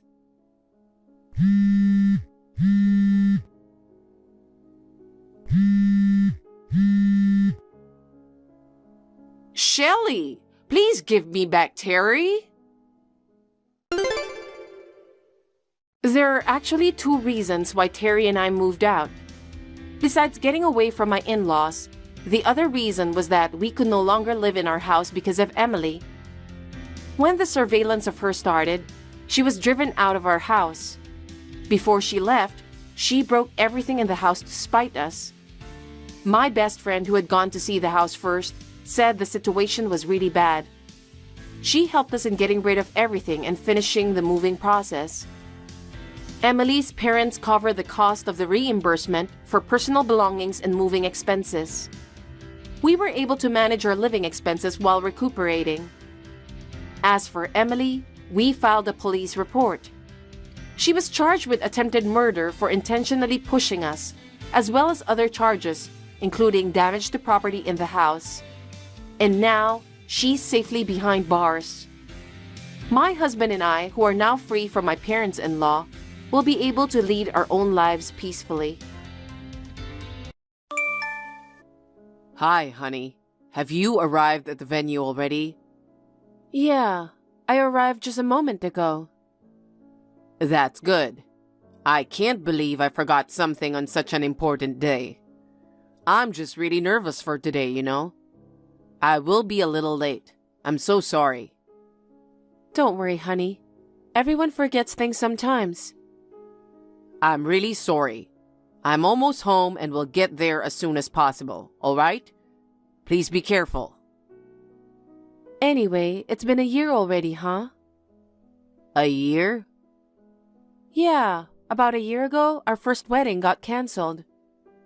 Oh yeah, that's right. It was all because of my mom who ruined our wedding.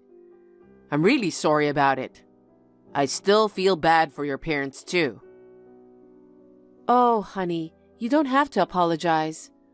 I'm sorry, I didn't mean to make you feel bad about it. When I came to the venue, it just crossed my mind. Let's forget what happened before and enjoy our wedding this time. Yeah, you're right. I can't wait to see you. I'm heading to the venue as fast as I can. I arrived early and there's still time before the ceremony, so there's no need to rush. I wouldn't want you to get hurt by rushing. I will be careful, honey. See you soon.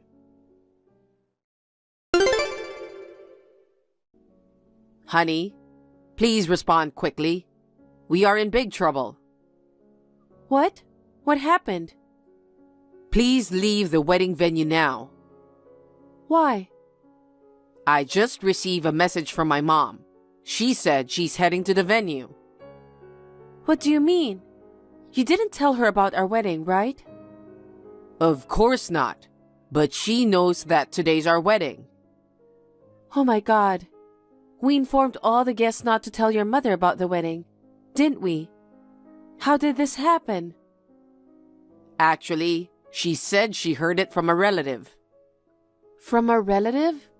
I thought all your relatives knew about what happened before. Yes, but there's one person who's been bothering me. What? Who are you talking about? He's one of Mom's cousins. He thinks it's not good to keep secrets in the family. He got mad when he found out that my mom wasn't invited to the wedding. It seems he contacted Mom. Seriously? Wait, did you invite that person to the wedding? No, of course not.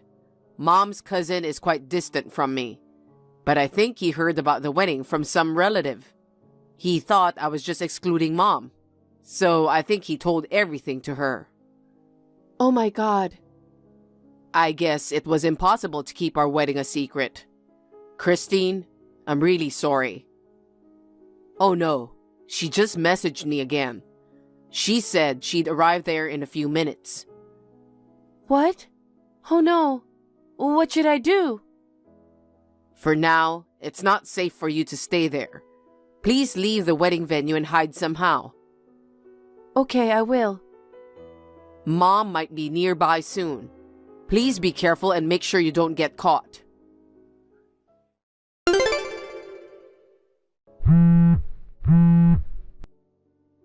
Hey, Christine.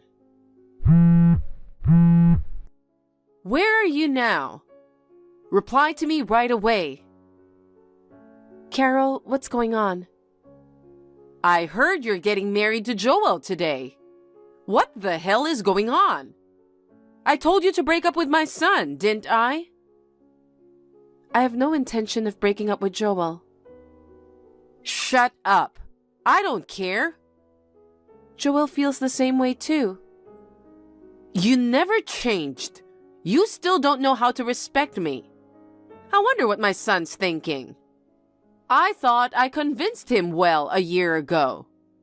I told him that he deserves someone better. There are plenty of women who are better than you. I even told him I'd find him someone better to marry. And yet... Since then, you haven't been in touch with Joel, right? That means Joel doesn't intend to do as you say. Isn't that obvious? That can't be true. My son has always loved and respected me. He has never disobeyed his parents, ever. And yet, I was shocked when I received a call from my relative. He said you guys are going to have a wedding again. Despite all my efforts for Joel, he chose to do exactly what I warned him not to do. I absolutely won't let him go through with this. I'll do whatever it takes to make you break up with my son. Carol, listen. We truly love each other from the bottom of our hearts. We are meant for each other. I can't even imagine us being apart. Shut up.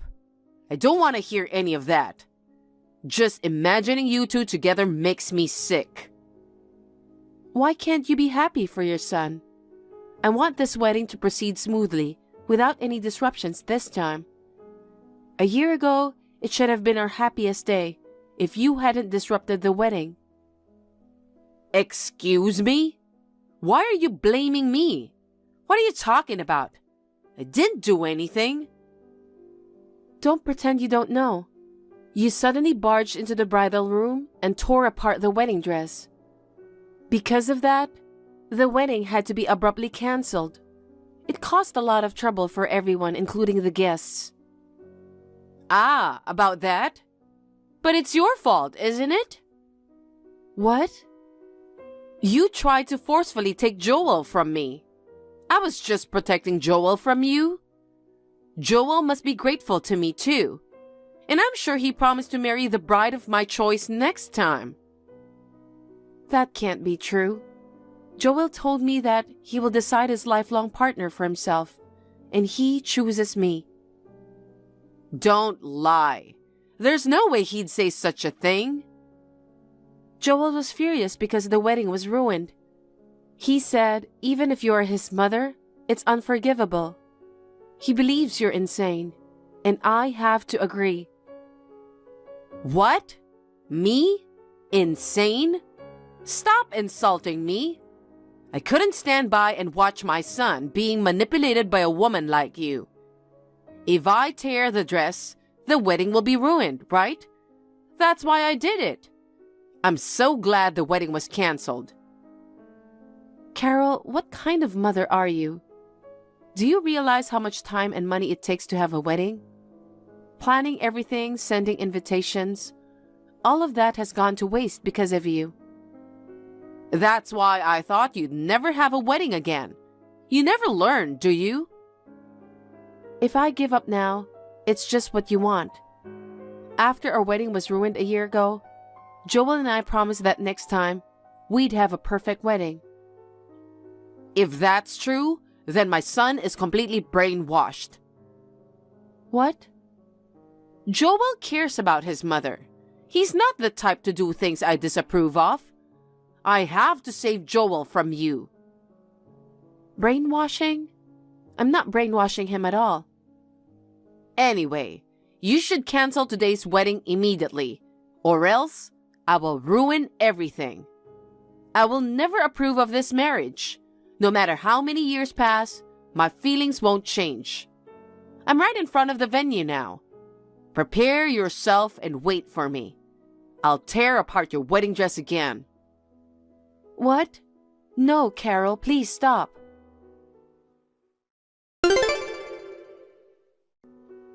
Honey, where are you? I'm about to arrive at the venue. Are you okay? I just got another text from Mom. She just told me that she punished you. Is everything okay? What should I do? Carol is doing crazy things in front of me. What? After you messaged me to leave the venue, I quickly went to the cafe next to the venue. And then Carol messaged me. She said she came to ruin the wedding and tear my wedding dress off. But then she stopped messaging me for a while, so I went back to the venue to check what was going on. What? You went back to the venue? Are you with her? Did she hurt you? Don't worry, I'm fine. It's just... What's wrong? I don't know what to do. I really need you to be here as soon as possible. Calm down, honey. I'll be there soon. Please wait for me.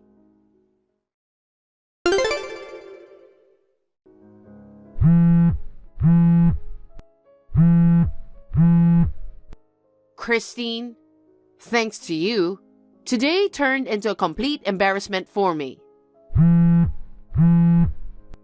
What are you talking about? Sorry, I'm busy preparing to leave. What do you mean by preparing to leave? Oh, thanks to you, the wedding went without a hitch. We're just about to leave the venue. Are you kidding me? You got me into a lot of trouble. I was surprised too. What you did today is terrible. You ruined someone's wedding like that. What were you thinking? Shut up. I thought it was your dressing room. Well, there was another wedding happening today. Why didn't you tell me? Because of you, I accidentally barged into the wrong dressing room. But you saw the person in the dressing room was clearly not me, right? I heard that as soon as you entered the room, you tore the wedding dress to shreds with scissors. And after that, you also ripped off the veil. I heard that you even tried to cut off her hair. By the time I realized what was happening, you had already been taken down by the staff. The bride was so scared that she couldn't do anything at that moment. I really feel bad for her. It's not my fault. I just wanted to stop the wedding as soon as possible. I didn't get a good look at the bride's face. If I had known it was someone else, I wouldn't have done such a thing. Oh, Lord. I was disappointed to find out later that it wasn't you. I thought my plan was a success again. You're still talking about that? I heard that the bride and all the relatives are furious with you, you know? What? Really? Having their important wedding ruined and even having the dress torn apart, it's only natural, right? But I apologized properly to them. Do you think apologizing is enough? I heard that they are going to sue you. You haven't properly talked with them yet? What do you mean? I see. It seems like you're just running away and trying to push all the mess you made onto your son. That's because, I'm a housewife, so I don't have the money to pay for the damage. These troublesome things should be left to men, don't you think? Unbelievable. Because of what you did, our wedding was almost cancelled too. But when we explained the situation, they sympathized with us, and we were able to hold the wedding as planned. Carol, please make sure you take responsibility for everything you did. You know that you committed a crime, right? A crime? What are you talking about? I just tore the wedding dress. Since no one got hurt, there's no way I'll be charged with a crime. You are wrong. That's the destruction of property. Really? No way. Also, you pointed the scissors and threatened the bride. That's also considered assault. Shut up. I only did it because I thought it was you, okay? I didn't intend to harm anyone else. Oh, really? So you don't think it's a crime if it was me? If it were me, you wouldn't mind hurting me? Well, I mean... A year ago, I didn't press charge or sue you. Do you know why? Why? Because you are Joel's mother. No matter what you did, at the end of the day, you are still his mother. I thought I should forgive you and move on. But not this time. You never changed, and you tried to hurt a complete stranger. Hey, wait a minute. You're talking like I'm the bad guy here. Don't you know that it's all your fault? What? You brainwashed my son and stole him from me. Isn't that a crime too? You are a thief. Are you insane? Excuse me? If getting married to someone you love makes you a criminal, then the world would be full of criminals. Joel and I love each other. We're getting married out of mutual love and consent. How can it be a crime? What about Joel? What? What's Joel doing? He should be helping me. Why would he help you? We have cut off ties with you a year ago. Did you forget? Cut off ties? What are you suddenly talking about? Don't you remember? Exactly a year ago today, after what you did to us, we told you that we are cutting ties with you. That's why Joel stopped contacting you and didn't even invite you to the wedding. I never heard about being cut off. It's your own delusion. I see. So you play dumb like that, huh? Mom, you've done a terrible thing. Mom? Is it Joel? Yeah. Is it really Joel? Oh dear. Please help me. Christine is accusing me that I'm a criminal. I really can't believe you. Don't you realize how insane you are? Joel? A year ago, I told you I'd decide who I'm going to marry myself, but you still insisted that you wouldn't approve. On top of it, you ruined our special day. I told you not to come near us anymore, right? I did what you said for a year, right? Isn't that enough to forgive me?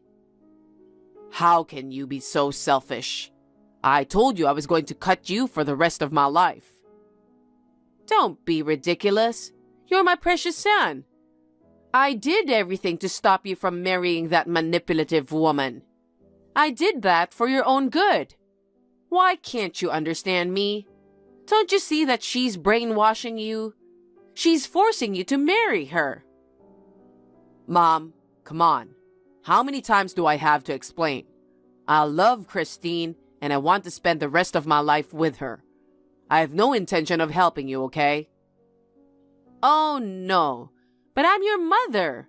You want me to go to jail? Is that what you want? Yeah, go to jail or whatever. You should get the punishment that you deserve. And from now on, don't come near us ever again. Don't even contact us. That's terrible. How could you say that to your own mother? Carol, do you understand now? Please, never come near us again. Christine, I'll apologize for what happened today, so please, don't cut off ties with me. It's too late to apologize now. You've done a lot of terrible things to me. Not just this time. What? You thought I didn't know? You threw eggs at my car, didn't you? You were also ranting about me online, right? I never did such things. Stop accusing me for no reason. You were caught on the security camera, Carol. I clearly saw that you were the one who threw the egg. Oh no. And for your social media account, you used your own number to register, right? Yeah, so what? Wait, how did you know? Well, your account was recommended to me because your phone number was saved on my phone. It seems like you might not have known about the settings to keep your identity hidden on social media, huh? Oh, really? Okay, I'm sorry for that too, so please, help me. I can't do that. Why not? Actually, we are going overseas. Overseas? Why? Oh, for the honeymoon, right? If that's the case, I can't wait for you to come back. That's impossible. Why not? Don't you feel bad about me? We are both fed up with you, so we decided to live abroad. What? Do you mean permanently? I have no obligation to tell you anything. But are you guys going to abandon me? I'm Joel's mother. Are you still saying that? Did you read what Joel said? We are cutting ties with you. Joel doesn't consider you as his mother anymore. I'm sorry that it ended up like this, but you made him decide to do this. His feelings won't change that easily. Christine, let me talk to Joel again, please. If we talk properly, I know he'll understand. Joel doesn't even want to talk to you anymore. What? No, my son... This will be the last time that we are going to talk. We'll never contact you again for the rest of our lives. No way! Joel, don't abandon me! You are a selfish and manipulative mother who can't bear to see her son happy. You ruin what should be his happiest day for your own selfish reasons. He said he's too embarrassed to be your son. That's a lie. Joel wouldn't say such a thing. I have a good idea. I'll come with you. How about that? Hey, when are you leaving? I'll hurry and book plane tickets. I will live overseas with you too. Just tell me your new address, please. No way. Just accept the reality already. Please realize that you caused all of this. We're not going to help you, and I will not give you our new address. Oh no, please. Please help me. Well, it seems like this conversation isn't getting us anywhere. I wish you the best in life, Carol. Goodbye. Wait, Christine. Please help me. After that incident, as I told Carol, we decided to take a trip overseas. Actually, we hadn't really planned on moving abroad. I figured the best way to get away from Carol was to put some distance between us, where she couldn't easily track us down. So I decided to join Joel on his overseas business trip. I heard that Carol has been demanded by the bride's family to pay for all the damages she caused. Unable to pay the amount herself, she turned to her husband in tears. However, when her husband learned about the incident, he was utterly disgusted with Carol. The husband, who had been enduring Carol's selfishness for many years, made the decision to leave her. Left on her own, Carol returned to her hometown. She managed to secure a job through relatives, the same relatives who had informed her about our wedding. Now she's working tirelessly from morning till night to repay the compensation. As for me, I began feeling unwell after returning from overseas. And guess what? Turns out I'm pregnant. Joel's absolutely thrilled, and we couldn't be happier. We were so excited that we just had to share the news with his dad right away. I can't wait to meet our little one.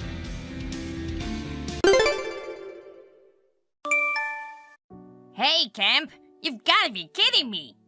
What are you doing just leaving work? What time do you think it is? It's 4. Mr. Thompson, I had personal business this afternoon, so I took the afternoon off. Didn't I tell you?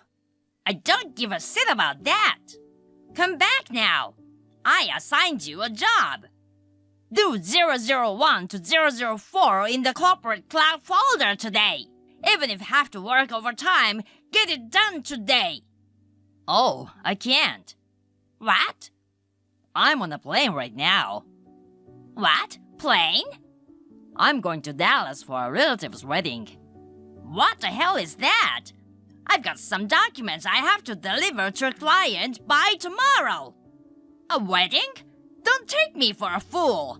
Work comes first. That's a document you're sending to Drake Corporation, isn't it? So what? I'm not in charge of it, and it's too close to the deadline for you to tell me what the job is. In other words, you're pushing your work on me again, aren't you? Hey! Please do your own work. You're new here, but you're talking back to a senior employee. Do you even know your own position? Thompson, you should take a good look at your situation you're in. You need the documents by tomorrow, right? Wouldn't it be better to make a little progress on the paperwork instead of having this exchange? So you do it! Since I'm taking tomorrow off as well, it'd be faster if you did it yourself. I'll be arriving in Dallas soon, so if you'll excuse me now.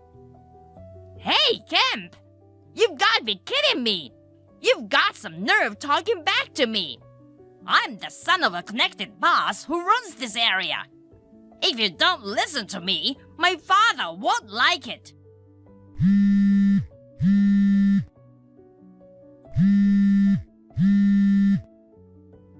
Hey, man! You haven't read my messages! You've got to be kidding me!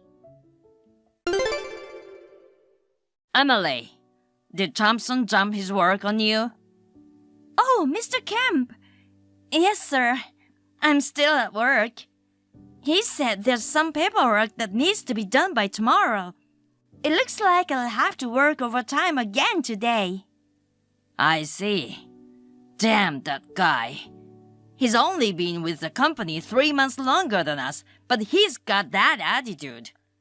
Anyway, I left work early, so it looks like the burden was put on you.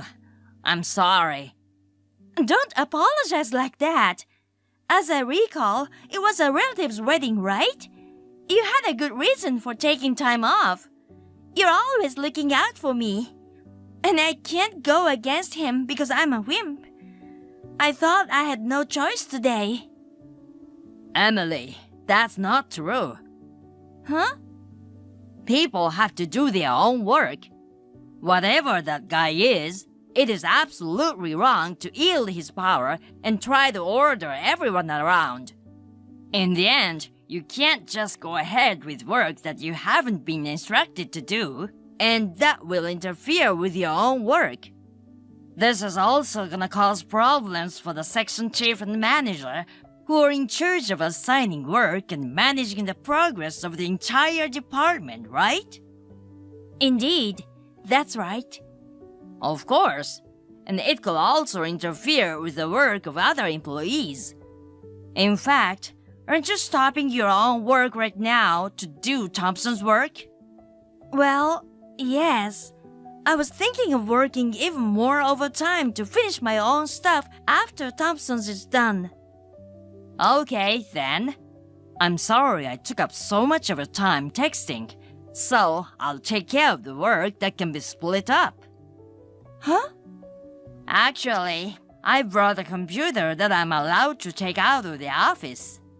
Of course, I've got permission from the top to do everything I need to do, so don't worry. Oh, Mr. Kemp, thank you.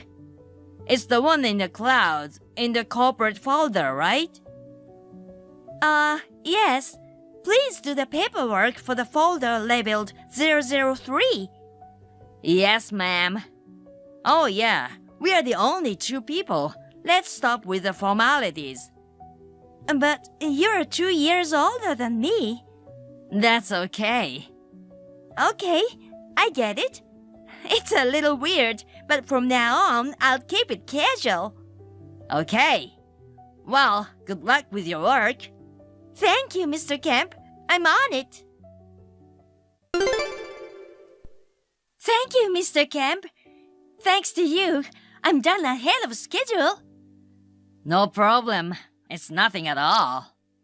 But Emily, if you're unfairly assigned an unscheduled task, you have to do something about it, okay? The reason is, as I said before. Uh-huh. I know that, but after all, if someone says that they're the son connected to boss, I have no way to know if it's true or not. But if it is true, it scares me. I heard Thompson has a tattoo on his arm. I heard a guy say he proudly showed it to him in the locker room. And it was a very flashy tattoo. Well, I understand how you feel. It seemed that the other people in the office reacted the same way you did, and they were afraid to stand up to him. But we are almost there. Huh? Everything's gonna change. Mr. Kemp, what do you mean? I can't go into detail yet. Just give me a few more days. Hey, Kemp! You saw it in the locker room, didn't you? What are you talking about? This morning, I was in the locker room changing. You saw the tattoo on my arm. Yeah, the one you were showing off to the other employees. The one with skull and the rose and all that mess. I saw it, but so what? What do you mean, mess? Those are stickers, right? What? It's the real thing. It's weird, isn't it? There aren't many connected people who have tattoos on the inside of their arms. Huh? If you're really connected, you wouldn't be doing something so tacky like showing off your tattoo to everyone. Yeah? Tacky? I'm tacky? Did you just call me tacky? How many times are you going to ask me? If you didn't hear me, I'll say it one more time. Yes, it's lame to intimidate people with tattoos. Besides, it seems that claiming to be a member of a criminal organization would get you into trouble with the anti-gang law. Anti-gang law? It's short for the anti-organized crime law.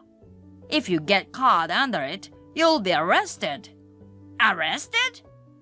If you're a serious gangster, you'd better grow up before you get arrested. Getting arrested for boasting about your tattoos is not only tacky, it's ridiculous. Besides, if the real boss's son finds out... You know a lot about this. Oh well, as for tattoos, I've been familiar with them since I was a child. Familiar with tattoos? Since you were a child? Huh? What do you mean? Oh, break time is already half over, isn't it? I haven't had lunch yet. Mr. Kemp, good night. Can I ask you something? Good work today, Emily. Yes? Today, Thompson suddenly became very quiet this afternoon, didn't he? The other day, you said that everything would improve in the near future. Well, yes. What did you do? I was just curious because he changed so suddenly. It's not anything to worry about, is it?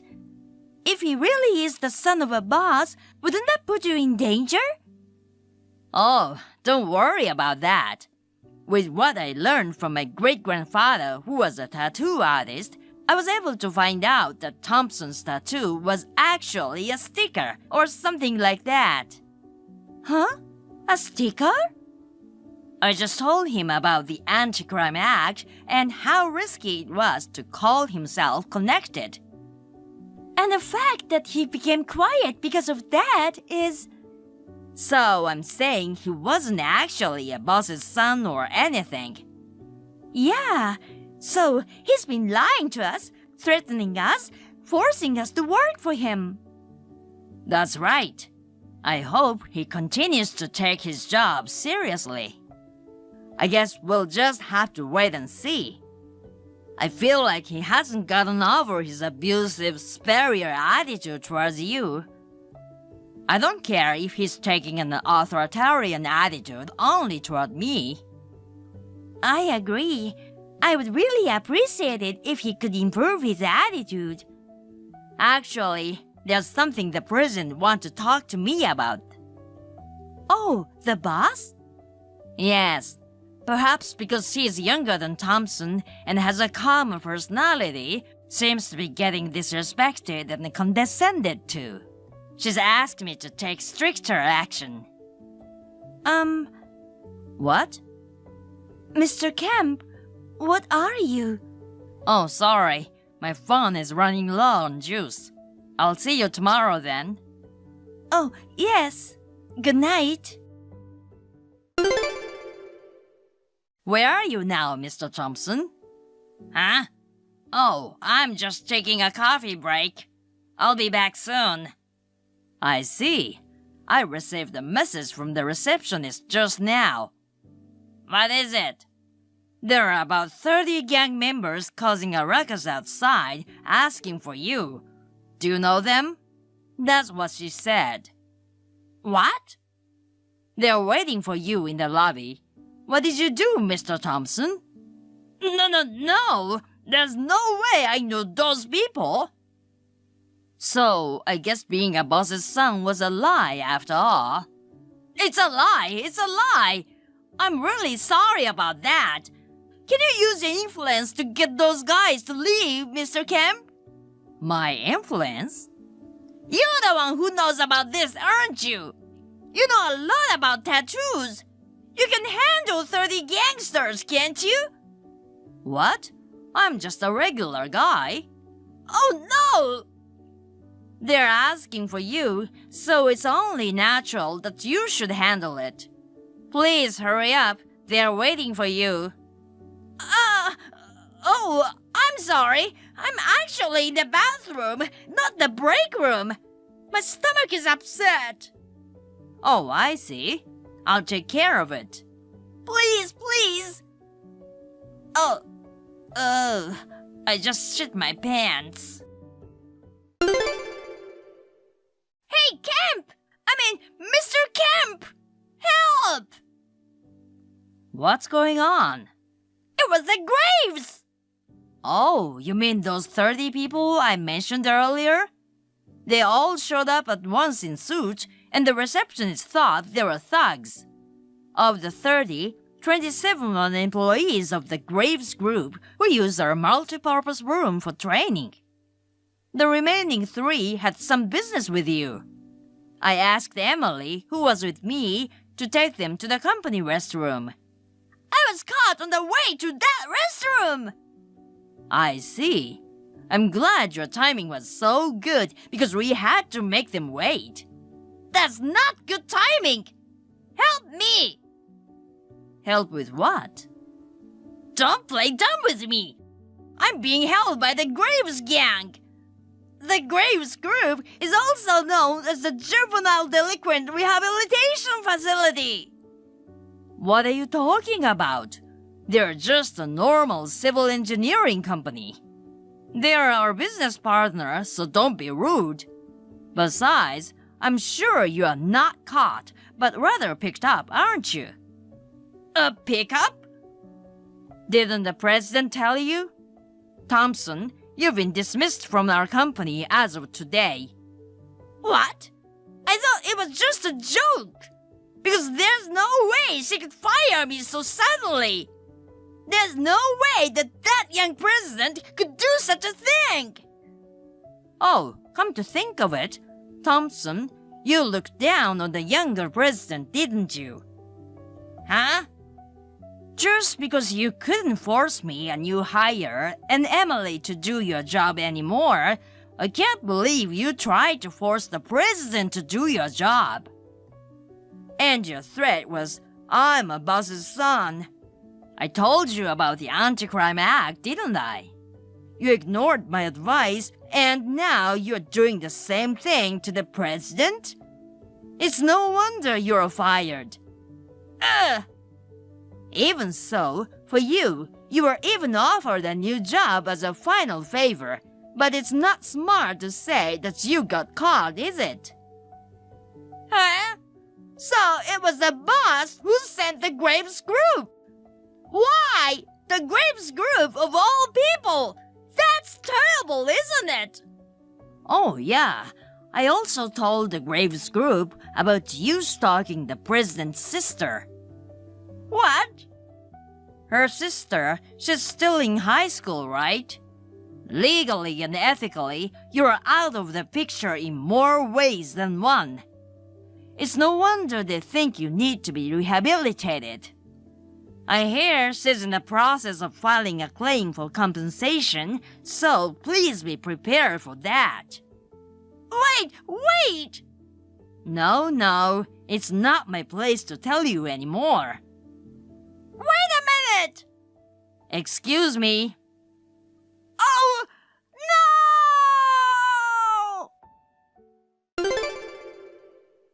no! Mr. Kemp? Are you off today? Are you feeling sick? Are you tired from all the things that have happened in the last few days? I heard you had your hands full with Thompson. Oh, sorry. I'm sure the president will have something to say at the meeting first thing this afternoon. I'm back at the Graves group. What? Mr. Kemp, you're from the Graves group? Actually, I am. The president and I have known each other since childhood, and I heard that she was having trouble with Thompson. She was a business partner, so I asked President of Graves about it, and he told me to go check it out. I agreed. So that's how it came to be. Don't worry, we will straighten Thompson out into a real human being. Wow, I didn't realize that. Thank you for your help, even if it was only for a short time. Oh no, I'm the one who should thank you. But, I think I'm gonna miss you. What? Do you have a girlfriend? No, I don't. Then, may I ask you out to dinner sometime? I'd like to get to know you personally. Huh? What? Is that a no-no? It's not a no-no at all. I thought it'd be sad to say goodbye to you, too. That's good. Well, let's see.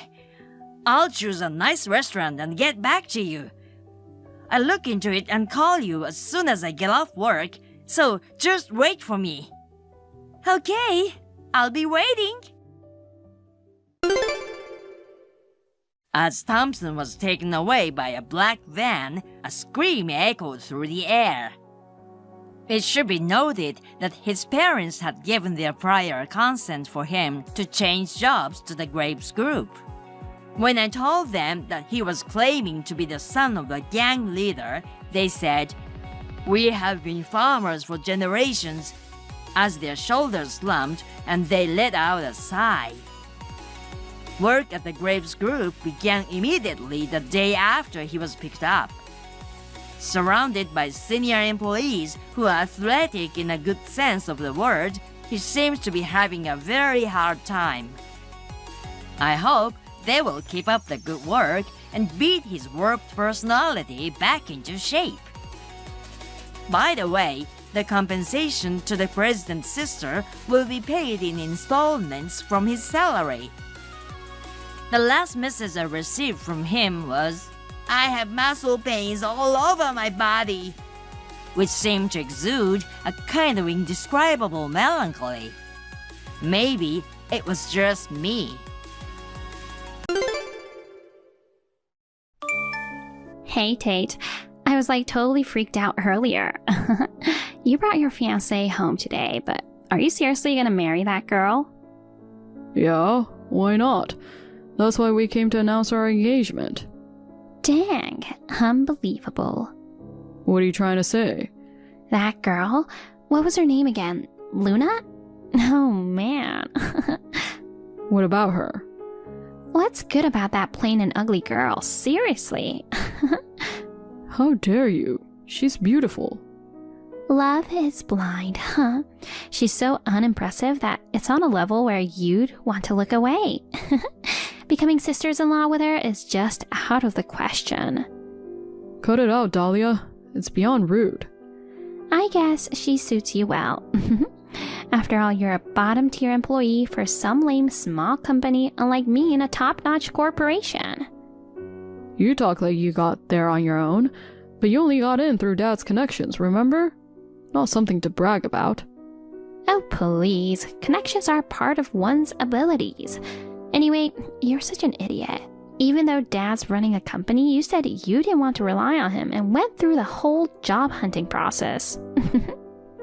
If you had joined his company, you could have become the CEO eventually. I prefer to decide my own path. Ha!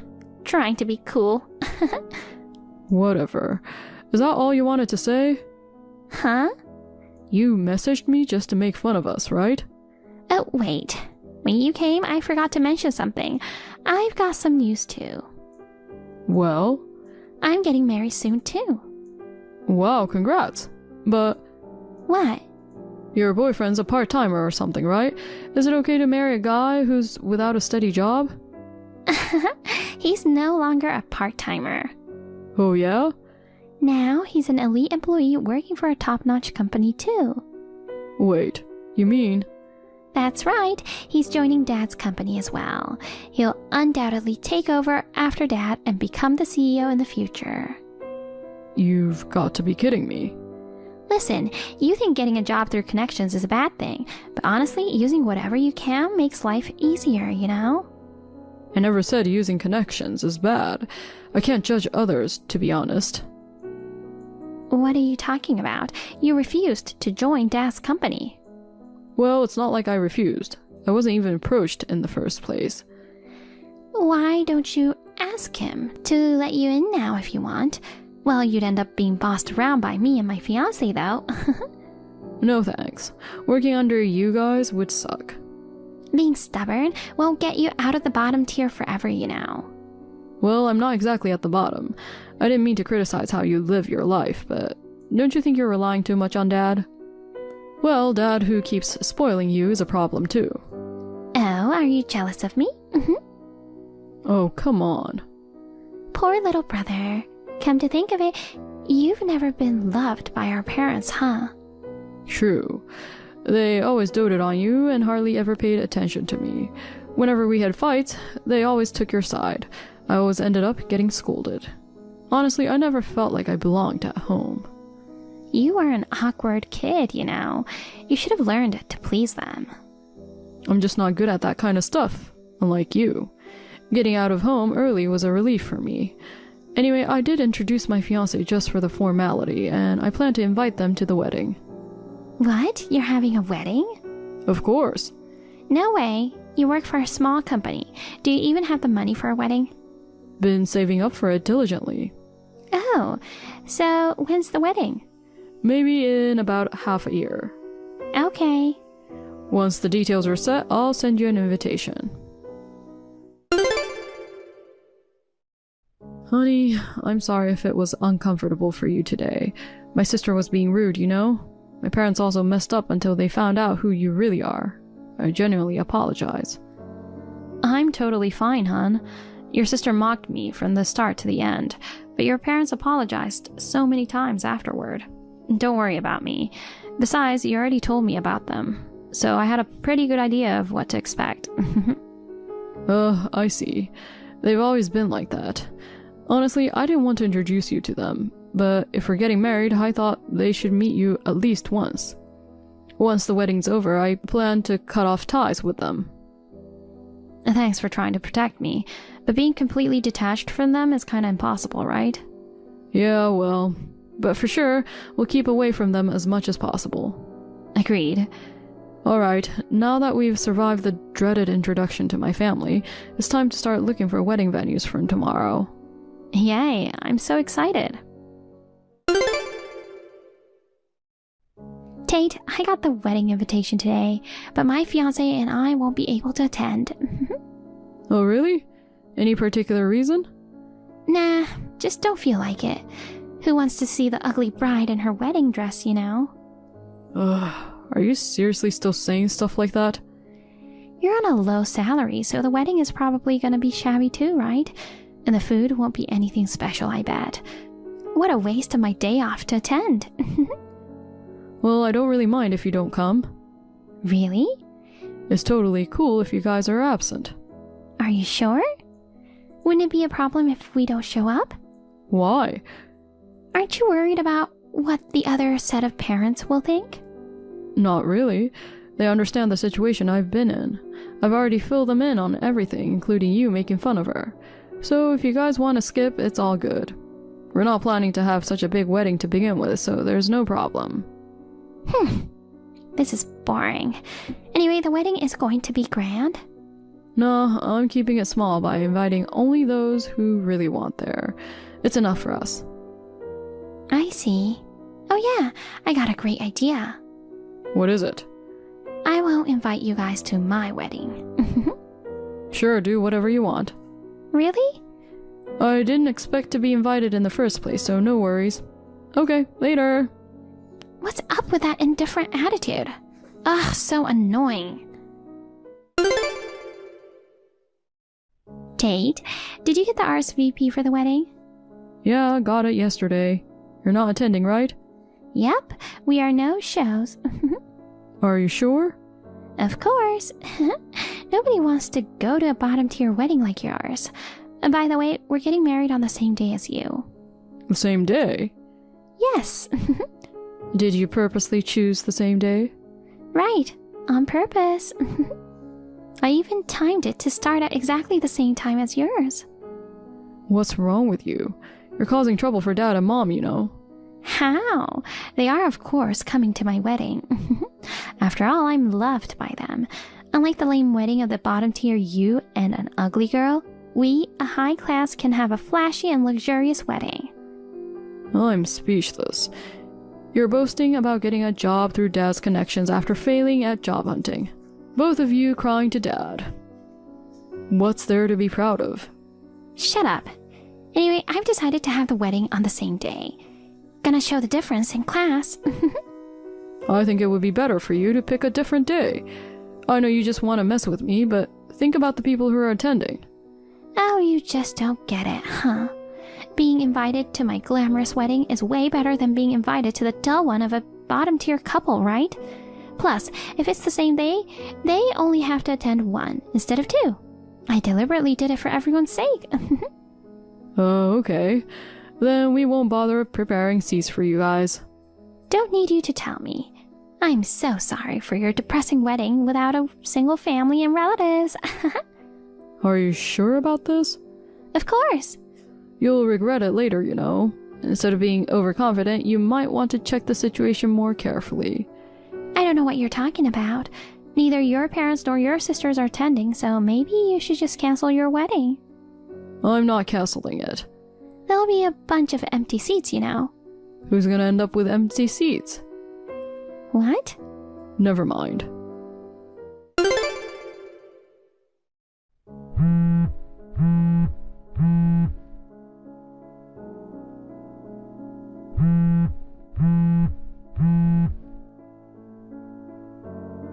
Hey, Tate!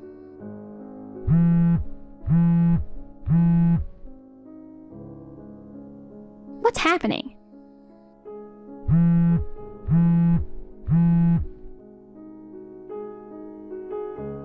My phone wouldn't stop ringing, and of course it's you. I'm busy with wedding stuff right now, so can you wait? Anyway, you're about to start yours, right? Seriously, is it the right time for texting? No one's showing up. What? My ceremony's about to start, but no one's here. Dad and Mom aren't here either, and not a single relative or acquaintance has shown up. Oh. Why? Do you know anything? I've told everyone the date and venue. I don't know about your acquaintances, but all our relatives and of course Mom and Dad are here. What the heck? Why? I guess it's your fault. You purposely picked the same date. They had to choose one. But they were supposed to come to my wedding. It's totally wrong to choose a defiant brother over me. Too bad for you, but they had no choice but to prioritize me. What do you mean? Luna's father is the CEO of a company that has been a business partner with Dad's for a long time. What? Dad looks uncomfortable being surrounded by Luna's relatives. Wait, what are you talking about? Didn't you know? Luna's father is the second-generation CEO of ABC Corporation, which is the biggest client of Dad's. That's even bigger than our company. So, Luna is the daughter of the CEO of a top-tier company? Exactly. Why didn't you tell me? Well, I did mention it. No? I talked about it when I went to introduce her. Really? I hadn't been home in a while, and Dad and Mom didn't even know I was in a relationship with her. When they found out she was the daughter of a business partner, they were freaked out. What? While you were busy dissing us, they were turning pale and whispering for you to stop. Oh. It looked like you kept ignoring them, but maybe you genuinely didn't notice. Speaking of which, I vaguely remember her mentioning something about her father running a company. So you were listening. But she looked so modest and plain. I thought the company was a small private business. Nope. ABC Corporation is a big one with branches all over the country. Dang. If so, why does she look so poor? She should dress nicer and act more like someone with a high status. Unlike you, she hates dressing up all flashy. Even though her clothes were simple, they were actually expensive and high quality. You probably didn't notice, though. Ugh. So the reason you suggested I pick a different date was? Even if Dad spoiled you, he can't skip the big shot client's daughter's wedding, right? I warned you. You never listened. I just wanted to ruin your wedding by overlapping the date. It really was to mess around with me. I always want to be above you. Couldn't stand the thought of you, a bottom tier, having a wedding before me. I was so sure I could ruin your wedding, but I believe Dad and Mom would prioritize mine. Too bad for you. Well, your little stunt against Luna's been exposed to her parents, so Dad and Mom look pretty uncomfortable being here. Wait, the fact that no one came to my wedding is your payback? Of course not. You're the one who scheduled it on the same day after all. But at least one person could have come to my wedding, right? I bet you were sneaking around making sure no one would show up. I'm not like you. I don't do shady stuff like that. By the way, did you even bother keeping track of who was and wasn't coming? If you checked the RSVPs, you'd have known Dad and Mom weren't attending yours. I have no clue. Didn't even send out invites, you know. What do you mean? Making paper invites nowadays is so old school. It's a hassle and stamps cost money. I told Dad and Mom verbally. For the rest, I thought it was enough to send an invite over text. Then did you at least get replies? Please, a high-class couple getting married, of course. Everyone would show up, right?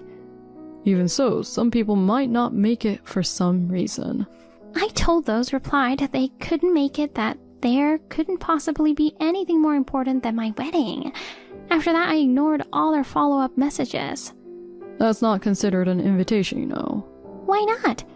You remember the invite to my wedding, right? Oh, that stiff one? Invites are generally like that. You even sent back your RSVP, didn't you? Well, there was a reply card, so I reluctantly sent it. Basically, without that kind of exchange, the other side wouldn't think they're invited. Are you serious? Geez, even at almost 30, you don't know this stuff? Those who got the message from you probably thought it was a joke or some prank. No way. I thought everyone I invited would definitely come. You're too self-centered. It's unbelievable. But your groom's parents and relatives must be there, right? Yeah, but they thought it was strange no guests from my side were showing up, so they left. Well then, you might have to cancel your wedding. No, we rented such a fancy venue. So you go ahead with 0 attendees then. Well, Tate, can't you bring everyone over here? Huh? Your wedding's just a low-budget, dull affair, right? You should cancel it and reschedule for another day. Are you stupid? I just revealed Luna's true identity. Please come over here. Absolutely not. I have to go now. Wait, Tate!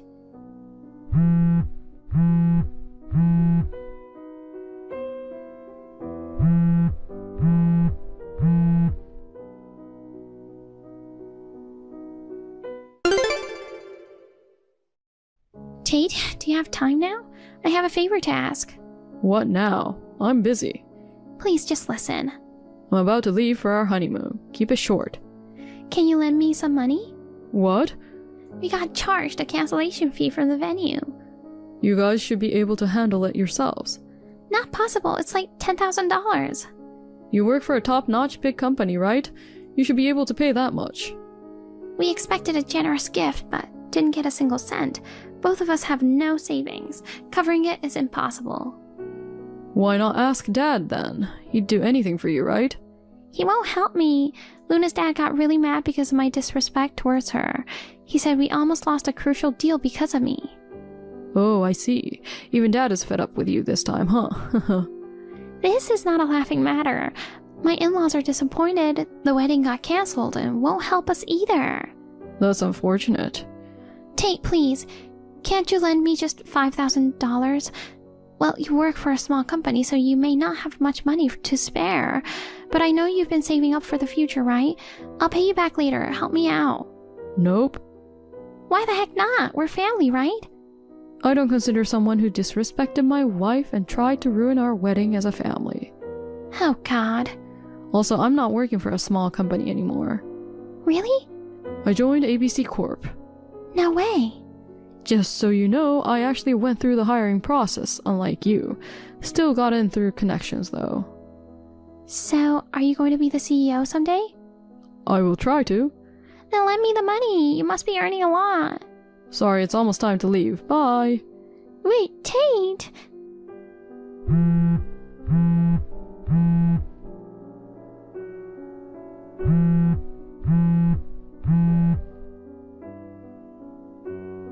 Tate! In the end, my sister and her husband had to take out a loan to cover the cancellation fee for the venue. What's more, they were looked at as nuisances at my dad's company and ended up resigning. Despite attempting to find new jobs, they couldn't get hired anywhere.